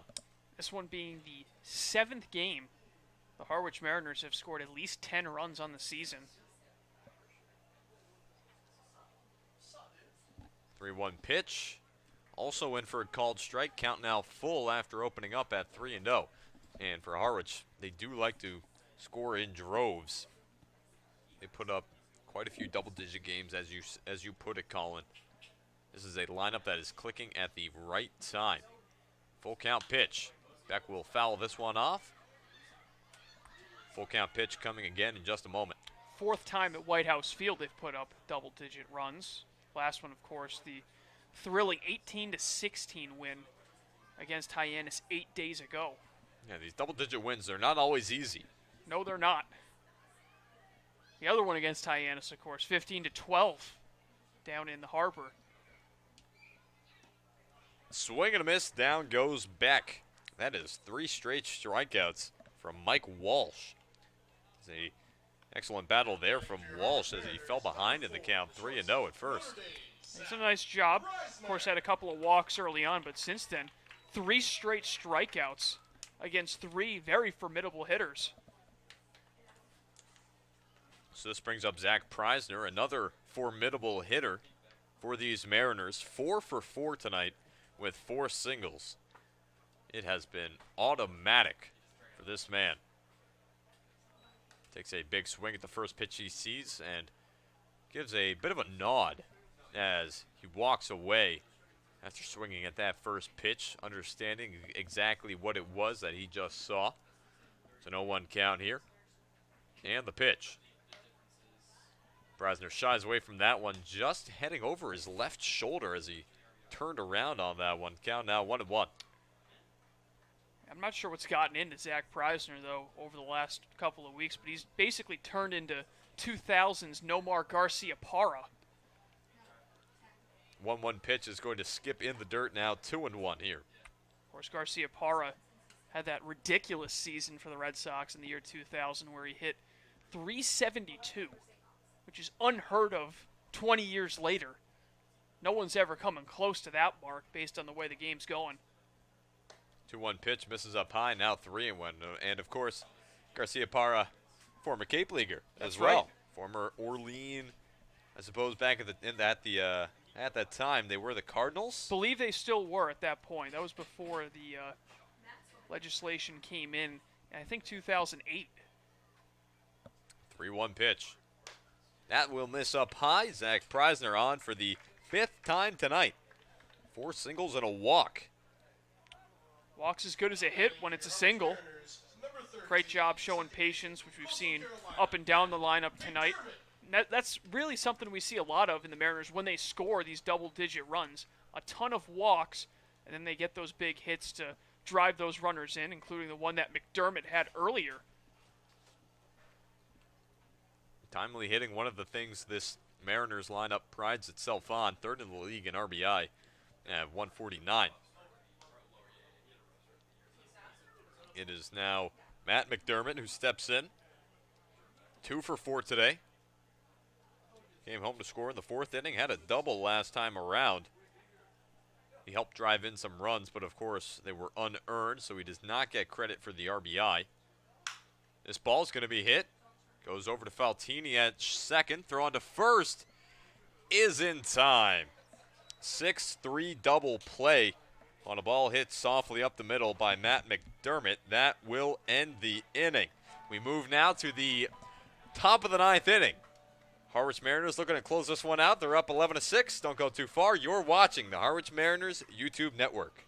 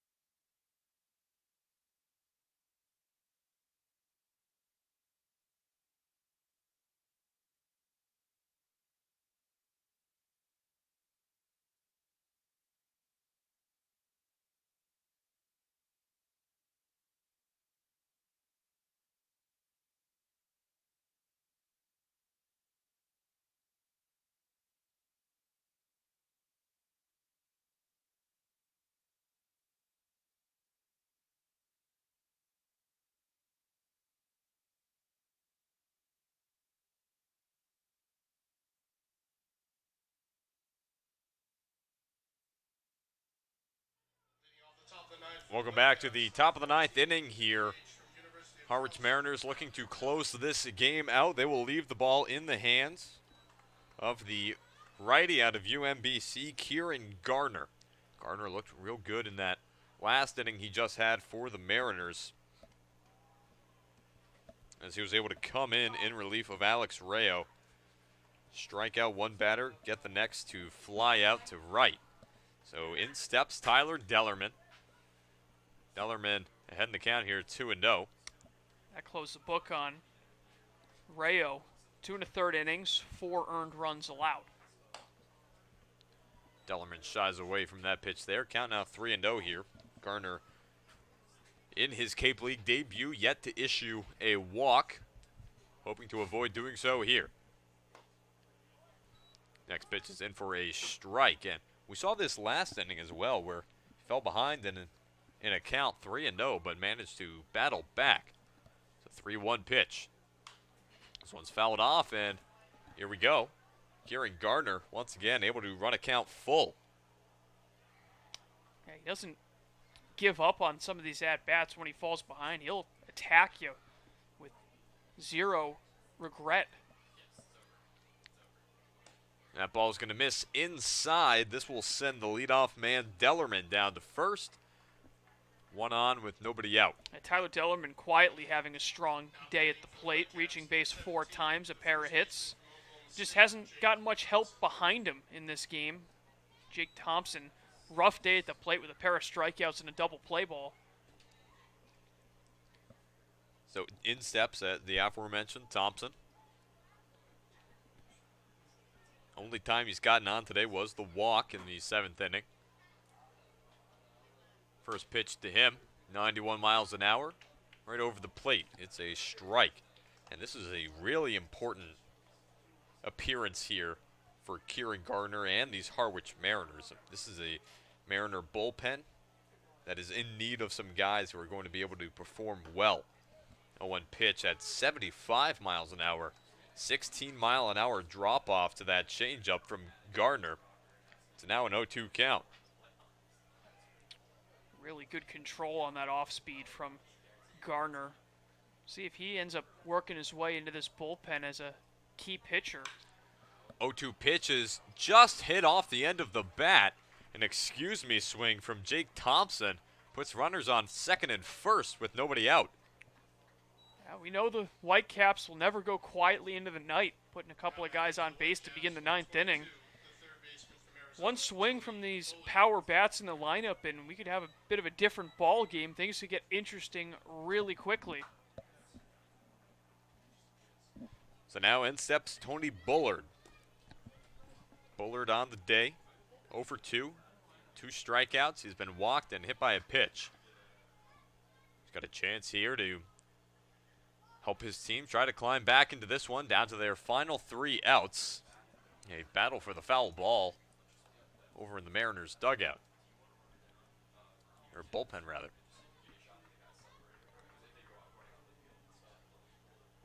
Again, Harwich looking to clinch that second and final playoff spot in the East Division. That would guarantee a playoff series between Harwich and these very Whitecaps. A 1 pitch in for a called strike, now 0-2. I'm really looking forward to seeing these two teams meet again in the postseason, barring any unforeseen circumstances. Payoff pitch. Hit over to Wilkin, thrown to seconds in time, on to first for 2. And they got him. Runner does advance to third base in Tyler Dellerman, but that retires Jake Thompson as well as Tony Bullard. So now Harwich 1 out away from clinching a playoff spot and beating the Brewster Whitecaps for the first time all season. One thing we don't talk about enough, Tim, is Dylan Phillips' ability to pick balls in the dirt. He's had a great night there. I think that's the 3rd time he's dug one out, and he really needed to on a close play. Excellent job scooping that one by Phillips. So Chad Castillo steps in. First pitch to him is a called strike. Garner has done an excellent job maintaining his composure despite allowing a walk and a hit that was really just barely off the end of the bat. Hangs in there, keeps his composure on the mound, is able to help work a double play, and now is facing a 1-1 count here against Castillo. Castillo 1 for 4 on the day, singled and came around on the 2-run shot from Cooper Weiss back in the 8th. This ball is going to be lined up the middle. Goes over the head of Garner. Lands out in shallow center. A run will score for Brewster. It's now 11-7. Castillo, back-to-back at-bats with a base hit. Not trying to do too much, just rip one up the middle. Hey, these at-bats still matter for these Whitecaps in terms of personal. Always trying to make a big impression here on the Cape, and every at-bat is so important. Castillo doing a nice job driving in the run. So now you have Chris Lanzilli, who's shown off a good bat tonight. Hit a home run earlier, back in the 6th. Another one of those 2-run shots, and that run just then that brought home Tyler Dellerman, the first run of the game for Brewster scored that was not via a home run. It's an 0-1 count. That one's going to miss inside. Now 1-1. Winning this one would go to Eric Razelman. He'd improved to 2-0 on the season. That'd be wins in each of his last 2 decisions for the right-hander from LSU. Big cut there from Lanzilli. Now has Harwich 1 pitch away from going to the postseason. Mariners trying to clinch. Hoping to make another run at yet another championship after the defeat in 2019.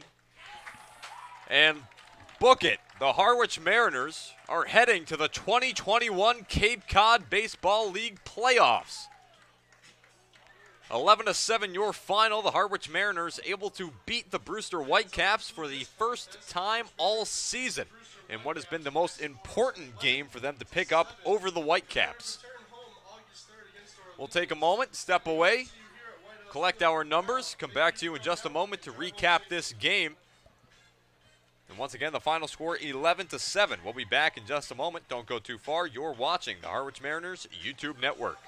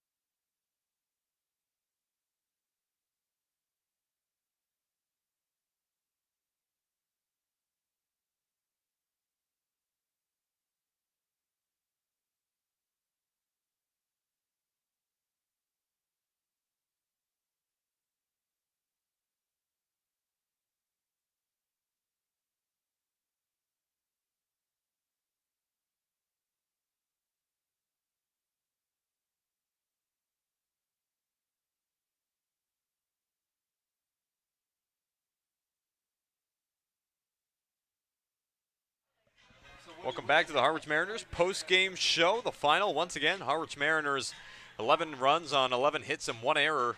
Brewster Whitecaps 7 runs on 11 hits and 1 error. And Colin, for Harwich, another solid start from Eric Razelman. Another solid start indeed, going 5 innings, giving up just the 2 runs. That one mistake pitch to Trey Faltini ended up over the fence. But other than that, he was outstanding with 7 strikeouts. He has done such a strong job here on the Cape all summer long. Back-to-back games picking up the victory, and safe to say we will probably be seeing him in the postseason at one point or another. Certainly so, as the win does go to him. He now goes to 2-0 on the season. The loss goes to Hunter Owen, who is now 2-2 on the season. For Harwich, they will face off against the Orleans Firebirds tomorrow night, a 7 o'clock start time at Eldridge Park. Colin, with Harwich now in the playoffs, what are you looking for from them for the rest of the season? Home field advantage. That's the new goal for the Mariners as they try to run down the Whitecaps. A game and a half back with 3 games left to play. Certainly still in the realm of possibility, but they're going to have to be really good the final 3 games of the season with a couple of games against the Firebirds, as you mentioned, and then Chatham. Firebirds have given them a little bit of trouble this year as well, like the Whitecaps, so we'll see if they're able to do that. But again, the final score in this one, 11-7. Mariners are going back to the postseason. All right, well, for my broadcast partner, Colin Casey, for our producer tonight, Matt Lucy, social media, Tyler Henry, Chris Cassidy on the PA, as usual. This has been Tim Foley. Thank you so much for watching our coverage of Harwich Mariners baseball here on the Harwich Mariners YouTube network. Be sure to tune in tomorrow, 7 o'clock from Eldridge Park. Thank you so much.